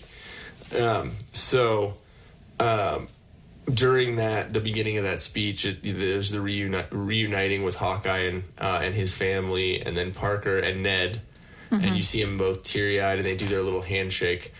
One thing that I noticed, or that I guess someone noticed, and then I listened to, when they're at the school, is when they're at the school in the background, Talos, the Skrull from Captain Marvel, is one of the adults in the school. What? I have a theory that that's going to be the Secret Invasion. Oh, no. Or Secret Wars, which is Spider-Man, right? Wasn't that the name of one of the movies that I was reading? Ooh. So I think the Skrull are going to infiltrate and invade and replace people on Earth. Well, yeah, and it's going to start this craziness. they're shifters, and they can take the form of humans. Yes. So fucking cool. Okay, sorry, I have salty water in my beard. It's very dusty in here. Yeah. From the snap that got rid of Thanos, exactly. We had some Outriders residual in here. Dust. Then you see Scott Lang, the Wasp, and Cassie all together. Teenage Cassie, so that didn't change. I stayed the same. And then T'Challa, Shuri, and their mom, which was pretty cool. And then you hear the part of the journey is the end. This from the trailers, so that's crazy. And then the "I love you 3000" that he says to his daughter. That got me every time. The "I love you 3000." I was like, and then the funeral. It was really, really cool. This definitely it got a little dusty in my eyes on this part when you see the original chess piece that Pepper Potts gave to Iron Man in Part 1, the proof that Tony Stark has a heart. Yeah. And it's floating in that little on top. Oh, crazy. Oh no, we are on the last page, babe. Holy buttheads. So the lineup of people that were in at the funeral, it's kind of like it starts out in the front and then kind of pans back. Yeah. It's Pepper and Morgan Stark, or Potts Stark, and then Happy Hogan, Rhodey, or War Machine, Captain America, Peter Parker, and Aunt May. Then Thor and Professor Hulk with his arm cast. So he's, obviously he's okay, but, he's still trying to figure out what's going on. Yeah. Then you see Doctor Strange and Wong. And what is kind of crazy is, remember in Infinity War when he says, "Thanks, Wong, you're invited to my wedding." Oh, yeah. They didn't have their wedding, but he was invited to the funeral. I thought I liked how they did that. It wasn't just Doctor Strange. I like how they tied that in there. That was pretty cool, story-wise. And then Janet Van Dyne and Scott Lang, or Hope Van Dyne, and then Janet and Hank Pym, Nebula and Rocket and Groot, or Nebula, Rocket, Groot, Quill, Mantis, and Drax. I think Gamora was in there also. I just didn't write her down for some reason. Fuck that bitch. No. Dang. T'Challa, Okoye, and Shuri were there, and then Hawkeye and his family, Scarlet Witch, Bucky, and Falcon, and then Harley, the kid from Iron Man 3. Yeah, I didn't even recognize him. They were like, who the fuck's that kid? No, because they stayed on him for a second, so we knew he was significant. Look at his face. Remember? Yeah, so, and then Maria Hill, which is cool. Robin. Yeah. But it's cool that they brought her back. They mentioned her. I like that her hair grew out and she kind of gave the pixie cut to Captain Marvel. Yeah, exactly. You got that one. And then General Ross from the Hulk stuff and like all that is cool that he was there too, even though him and Tony had their issues. That was at the very back, and then on the stairs was Captain Marvel. And then Fury. Captain Peter Pan. And then Nick Fury. Then it cuts to Clint Barton, or Hawkeye, and Scarlet Witch talking about Black Widow and Vision and what they can do or what's going on. It's kind of like this quick little thing. I want to watch it one more time, because a lot of this stuff here at the end, it was after writing all these notes and doing all this stuff, and I was just kind of a little tired. So there were a couple things that I might want to go back and do, but I got most fuzzy. Of it. Yeah. And then Happy Hogan asked Morgan if she's hungry. Oh, that's right. And what she wants is, she says, cheeseburgers. You know why that's significant? Do you remember? Mm-mm. After Tony Stark gets rescued and he comes back in Iron Man 1. Yeah. And remember, he's in a wheelchair and he gets up and he's like, get that out of here. And then the stretcher comes up. He's like, and Peppers walks up and he says, a couple tears for your long lost boss. Like that whole exchange. Mm-hmm. And then they get in the car. They're like, straight to the hospital. He says, no. The first thing I want is a cheeseburger. I want an American cheeseburger. And so Happy says, your dad liked cheeseburgers too.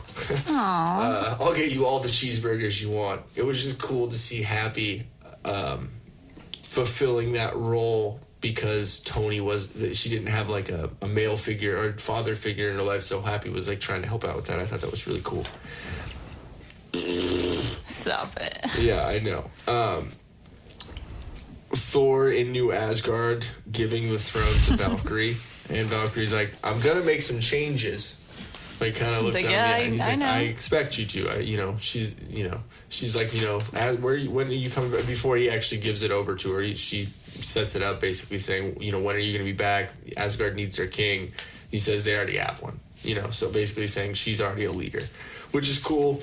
And then Thor meets up with all the Guardians of the Galaxy, and he says, it's great to be back together as Guardians of the Galaxy. But as Guardians of the Galaxy. As Guardians, I thought it was fucking cool. Guardians of the Galaxy 3 better fucking be called as Guardians of the Galaxy. It'd be fucking awesome. Then the Who's in Charge little fight between Quill and Thor. Uh-huh. And Thor calls him Quail, not Quill. It's Quill. I know. Great, just that. They're like, fight. I think it's cool that they're setting Thor to be with the Guardians of the Galaxy for Guardians of the Galaxy 3 because Adam Warlock is going to be in that movie, and Thor can actually fight Adam Warlock. He's powerful enough to fight him, so I think they'll need him in that little battle, so it'll be cool. Hopefully he'll, have worked out. Yeah, exactly. Done some sit-ups. Let me see. So then, and then during that, someone says, or Drax says, maybe you should fight for Who's in Charge. And then all of them. Yeah, and they're like, yes, I have knives. And then Mantis, yes, use knives. Yeah, I'm like, what the heck? Groot Creepy. is only I am Groot. And the whole thing is him stoked. He's like, I am Groot. Like, yes, fucking kill each other. Like, do it. Yeah, exactly. It's pretty good. And then Cap, and then it cuts to Cap has to go back to the 70s and then the 2000s to return the stones to the exact moment where they were found because they rebuilt the time machine and Make all sure that. The same path is. Yeah, exactly. That taken. Condenses time and makes it the same shit. It looks like it was a little trampoline that they. Those big backyard trampolines? That's what like the netting and everything? Yes, that's what it was.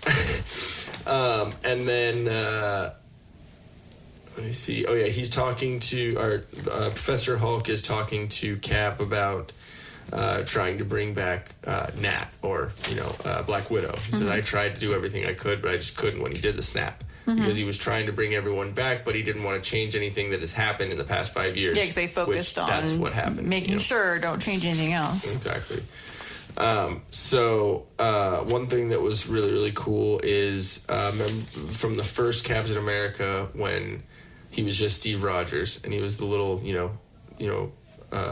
kiwi on the toothpick man.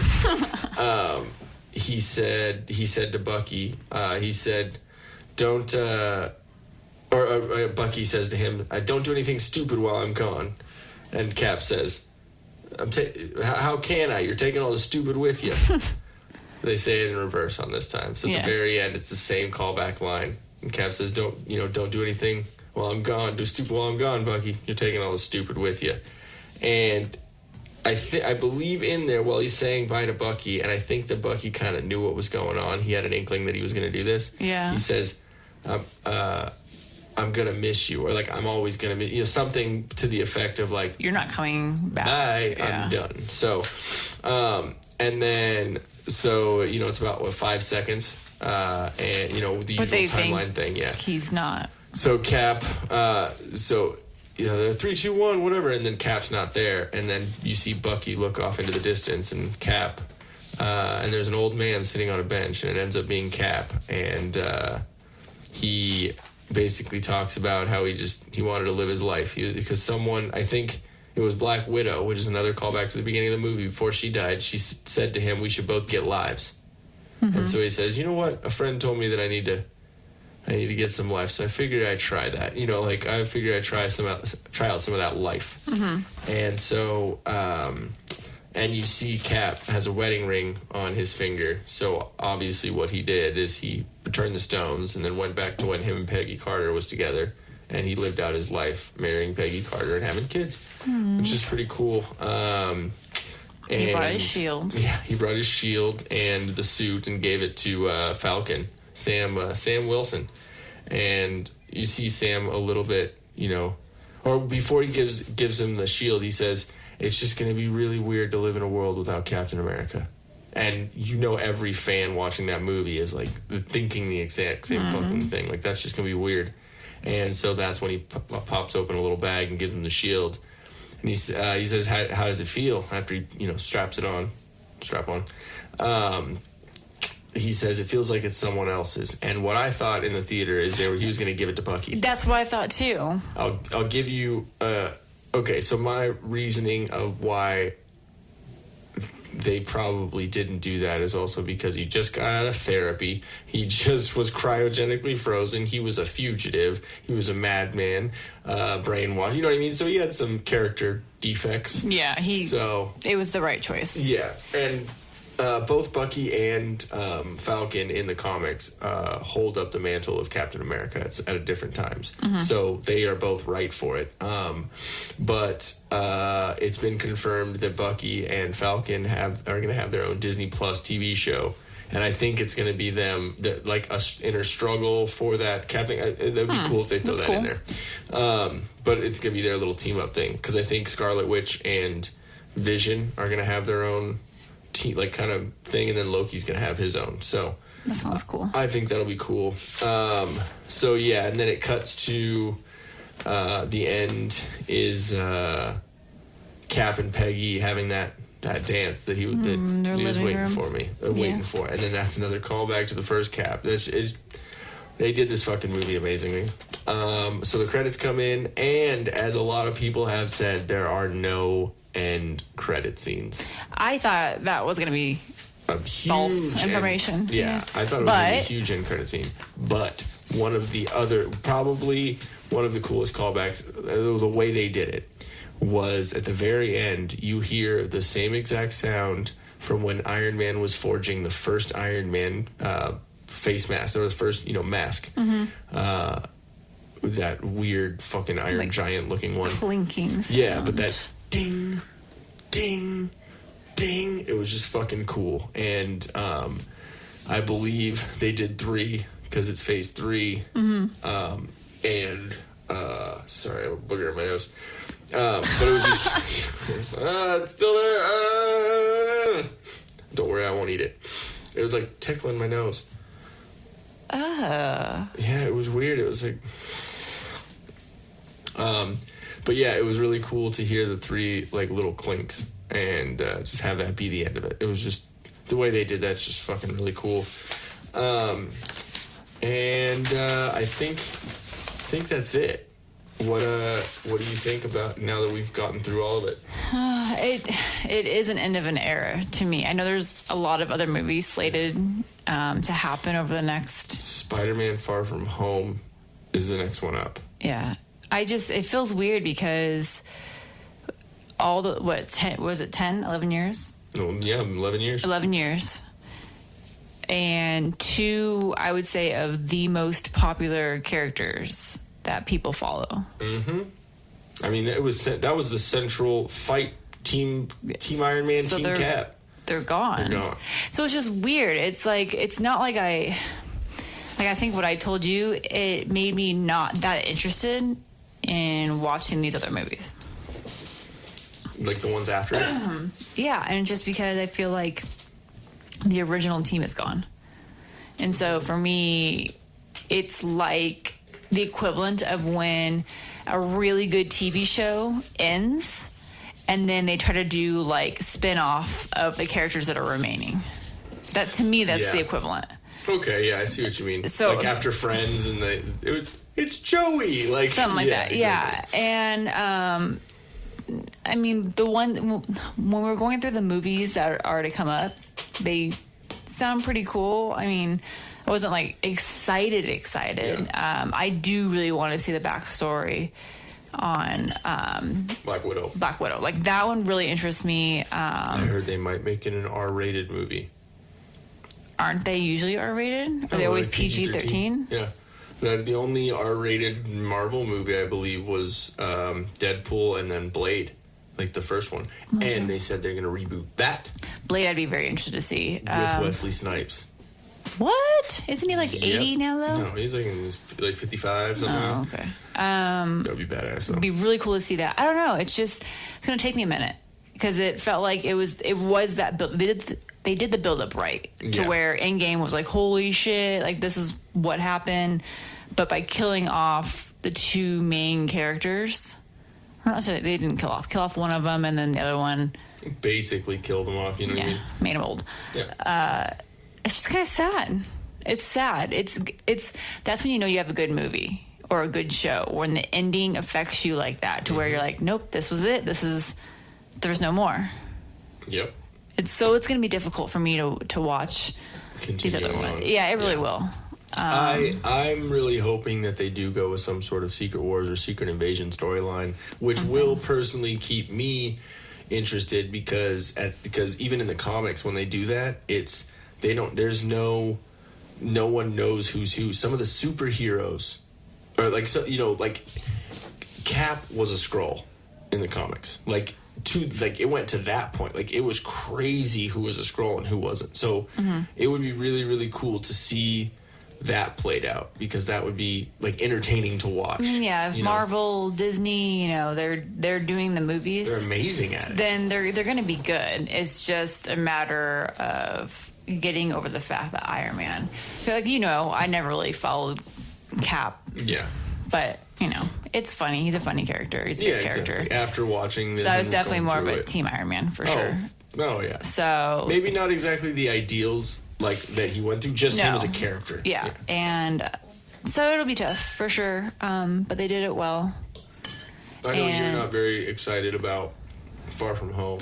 No, it's weird. I don't know what, and I know part of the reason for me not liking Spider-Man is before Tobey Maguire. Yeah. Oh, I can't fucking stand that guy in any role he plays. I just can't stand him. And I think, I know Spider-Man was supposed to be the kid and supposed to be kind of the nerdy kid. Yeah. And Tobey played the nerd really well, but he played it too much of a nerd.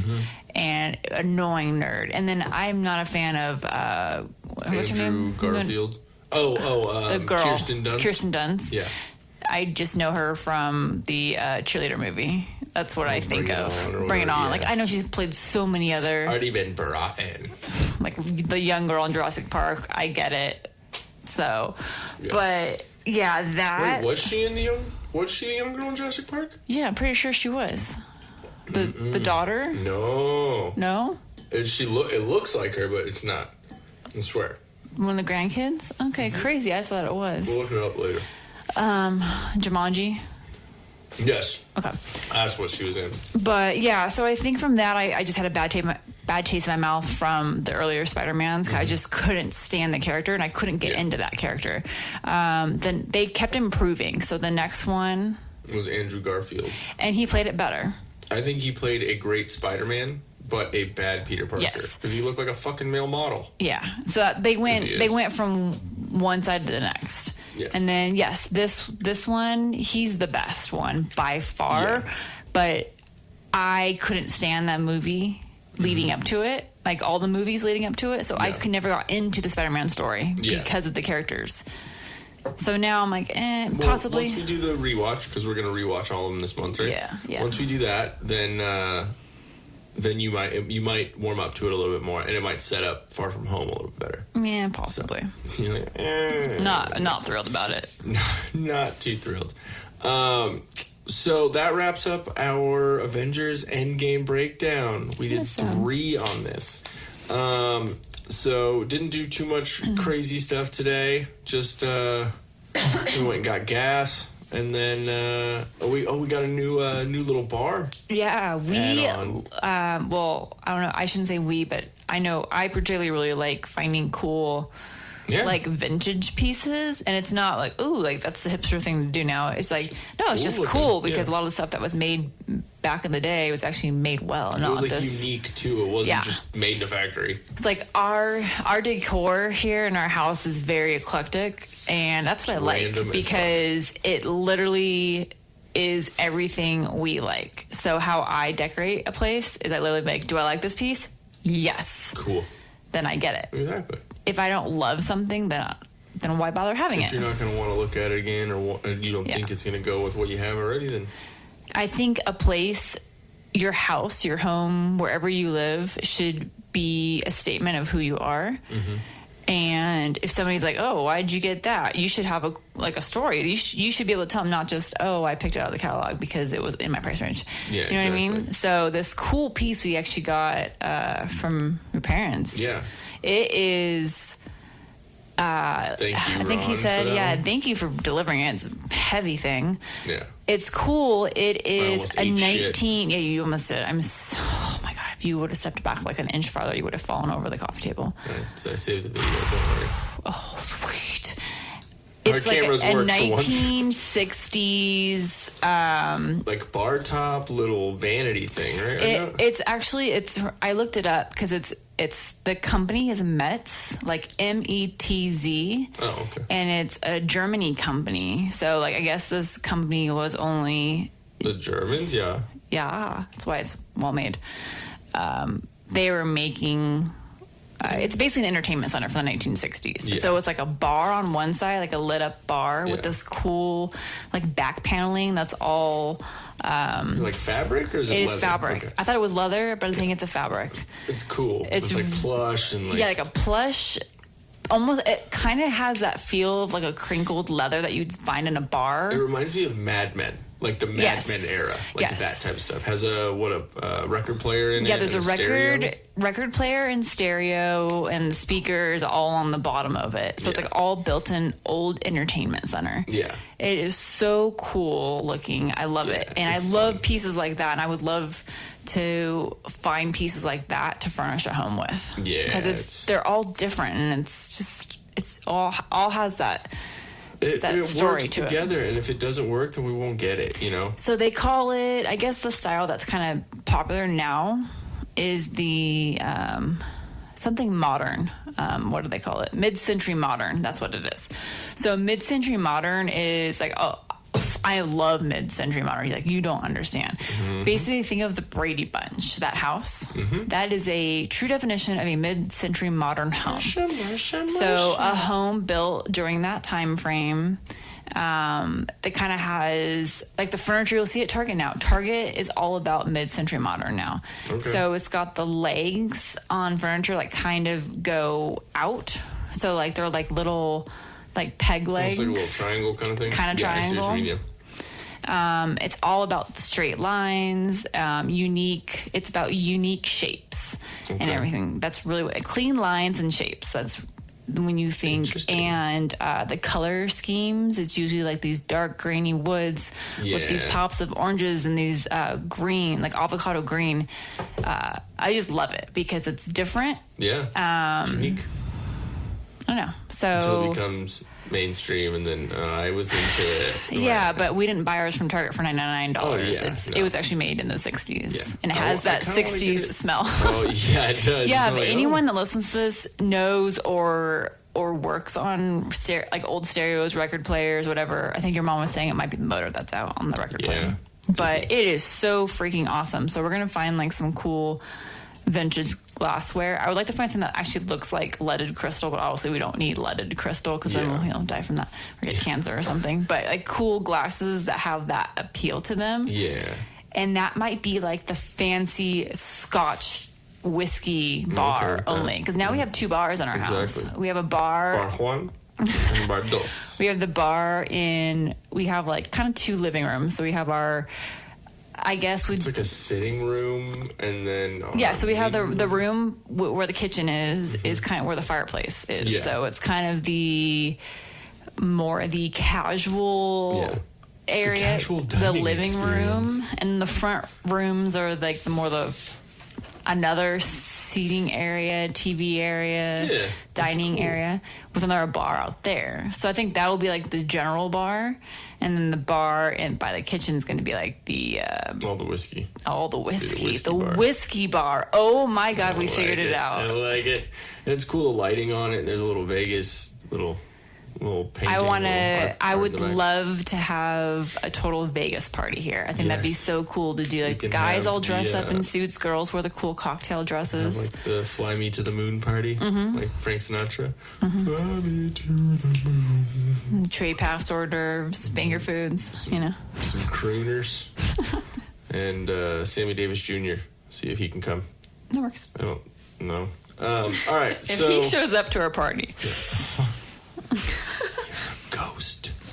So I think that was it. Did we do any the Facebook saved links, or I don't know if you had any? No, nothing for this particular podcast. Okay. I have some health stuff for the next one.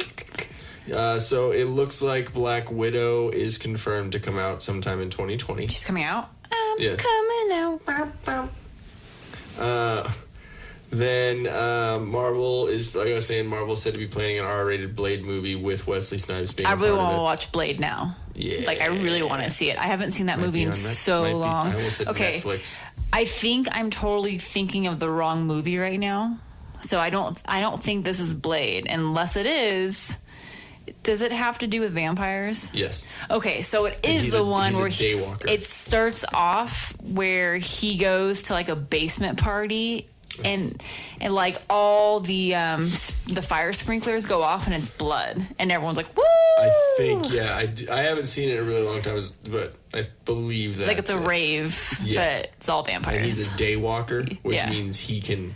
You know, he's a vampire, but he's a half-breed, basically. So oh my gosh, I want to see that movie again. Stephen Dorff, I think. Yes, that's it. Yeah. Oh my God, let's find it. Okay, I think it might be on Netflix. It might be. That would be really awesome. I might have been thinking maybe it was on Amazon Prime. But anyways, all right, so we are going to get out of here. Before we get out of here, make sure you go and, if you're listening to this right now, just go on that main page of where you found the podcast. Go hit the little subscribe button.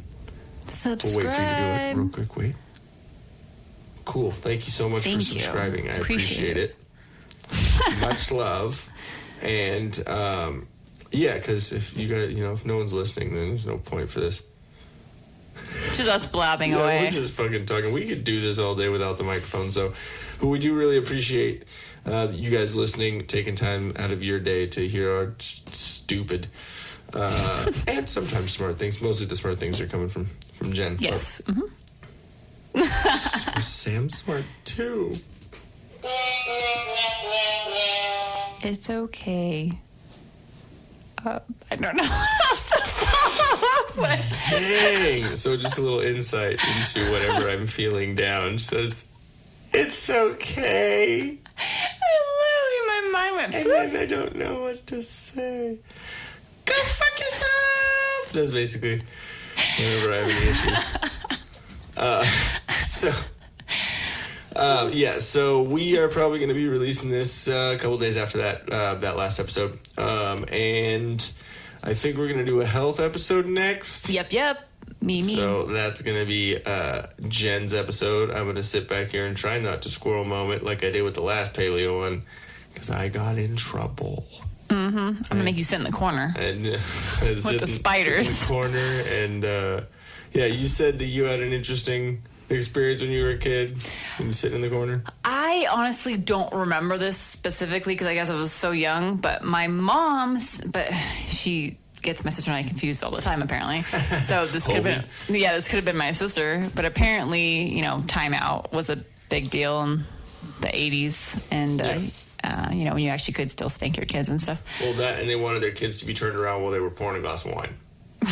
No, they did that in front of me. No, it was so supposedly I got in trouble, had to go into timeout, which was the normal timeout, like go take the chair and go sit in the corner, and I don't want to see your face, like you face the corner of the wall. And apparently there was a spider in the corner. I'm sure it was like a daddy long legs or something. All spiders are bad. I hate spiders. Yeah. And my mom said that I was freaking out, but wouldn't say there was a spider. Like literally just like, no. My mom was like, you need to go in the corner. Like do what I say. And I'm like, no. And then my mom realized there was a spider, and then she felt bad that I was like, no. Like nose. Shut up and take She's like, put your nose to the wall. No. It's gonna crawl in my brain. I don't remember this at all, but I was like, you were mean. I remember when I was a kid, probably 4 or 5, something like that. I could talk, but, no one smart at all. And so I remember my dad, I was in trouble for something, and my dad had put me in the corner, too. I had a little red chair that was my, timeout. A little Tykes chair or something? Yep. A little timeout chair that was used for timeout. I sat in that chair in the corner. And I think it was one of my dad's friends, or they possibly could have been dating. I kind of fuzzy on who it was. They could have been banging.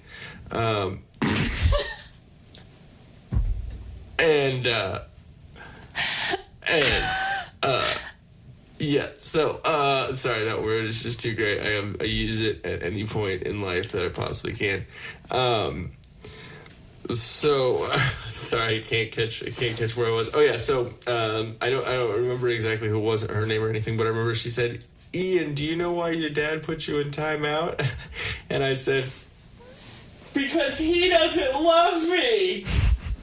Wow. Yeah, I was a fucking drama queen. I am gonna mention one quick story about my sister. My sister is 6 years younger than me, and I had to be the big older sister that had to go keep an eye on little sister. Yeah, of course. And it was the end of the night. It was the rule back then. Well, when the sun goes down, that's when you report back to the house. Yeah. When the street lights go on. Yeah. So I remember my mom was like, hey, go get your sister up at so-and-so's house. All right, no problem. So I walked up the street, and my little sister, being a little brat she was, I don't even know how old we were at that time, but she was definitely old enough to be better, walking with me and all that stuff. And, old enough to know she was being completely. Yeah. And she's like, no. And I'm like, yes, you're coming with me. And I grabbed her arm, and I'm like, we are going home. And damn. Yeah, she full on bit me. She grabbed my arm and bit me and drew blood. Jesus. And then I remember I threw her away from me, and I was like, oh, you in trouble now. Yeah. I remember I ran home and pointed out my arm. This is what Amy did. And my mom ran out of the house, and Amy's, I'll never forget, she's slowly walking down the street towards our house with her head down, so slow. And my mom is speed walking towards her. Yeah, and I'm standing on the front porch going, just standing meh. My mom brings her down, and they go into the kitchen. My mom was like, since you like to bite, here's a bar of soap. Now bite this. My sister grabbed the soap out of my mom's hand, bit it, and goes, this is so tasty.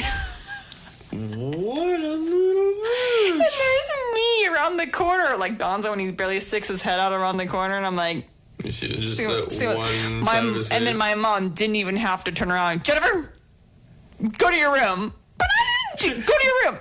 Exactly. I want to see this. She bit me. It's retaliation. Yeah, This is good. It's closure, Mom. You ruined my relationship. I was walking back to my room, and I'm like, how'd she even see me? She didn't even turn her head around. Does she have eyes back there? Is it under? I think it's literally because there was the window above the sink, and I'm my head just poking out. Looks in the reflection. Yeah. Hey, fucker. I bit my cousin when I was about 5, and yeah, I want to say that's about how old my sister was. The way that I remember it, because obviously, when you're younger and you have those recollections that are obviously wrong. I've had this conversation with my mom, and the way I remember it, it was horrifying. She put Dial soap on my toothbrush and made me brush my teeth with it. That's what I remember. Okay. No, according to my mom, what we did, or we were laughing about it, and she put Dial soap on my finger and made me brush my teeth with it. So she didn't put it on a toothbrush. So that's probably why morphed in my head, but evidently it was fine. So but apparently that's what you did back then. Like you made children eat soap. Wash their mouth out with soap. Yep. Hilarious. Yep. See, now because you're going to be like, Mom, that is GMO-based soap. I am not eating that. Cool. Eat it. Yep. I'll eat the coconut one. Like maybe you should have thought of that before you took a chunk out of your cousin. He's chubby. So, anyways, I think we are just about done. You got anything left, baby? No, I think we're good. Look at that. Almost 2 hours. So that means 3 hours on the last one, 2 hours on this one, and I think about an hour and a half on the first one. So that's 6.5, 7 hours of Avengers Endgame talking. Yeah. Well, we were talking about a lot of other silly things. But I have thoroughly enjoyed our time with Avengers Endgame, watching it, talking about it. I think it's fucking awesome. Definitely. A very good movie. Agreed. But, that's all for us. Hit that subscribe button. Make sure you check out chelseasmile.co and use that promo code, the TDP. Get that 20% off. Get them summer clothes. And Drop Anchor or Instagram at Drop Anchor Patch Co. And check out those new patches. And don't miss the drop. Love you 3000. Love you 3001. For any other info or a way to contact us, go to facebook.com/TILDEATHPDCST. That's facebook.com/TillDeathPodcast, podcast without the vowels. Thank you very much for listening. We'll catch you next time.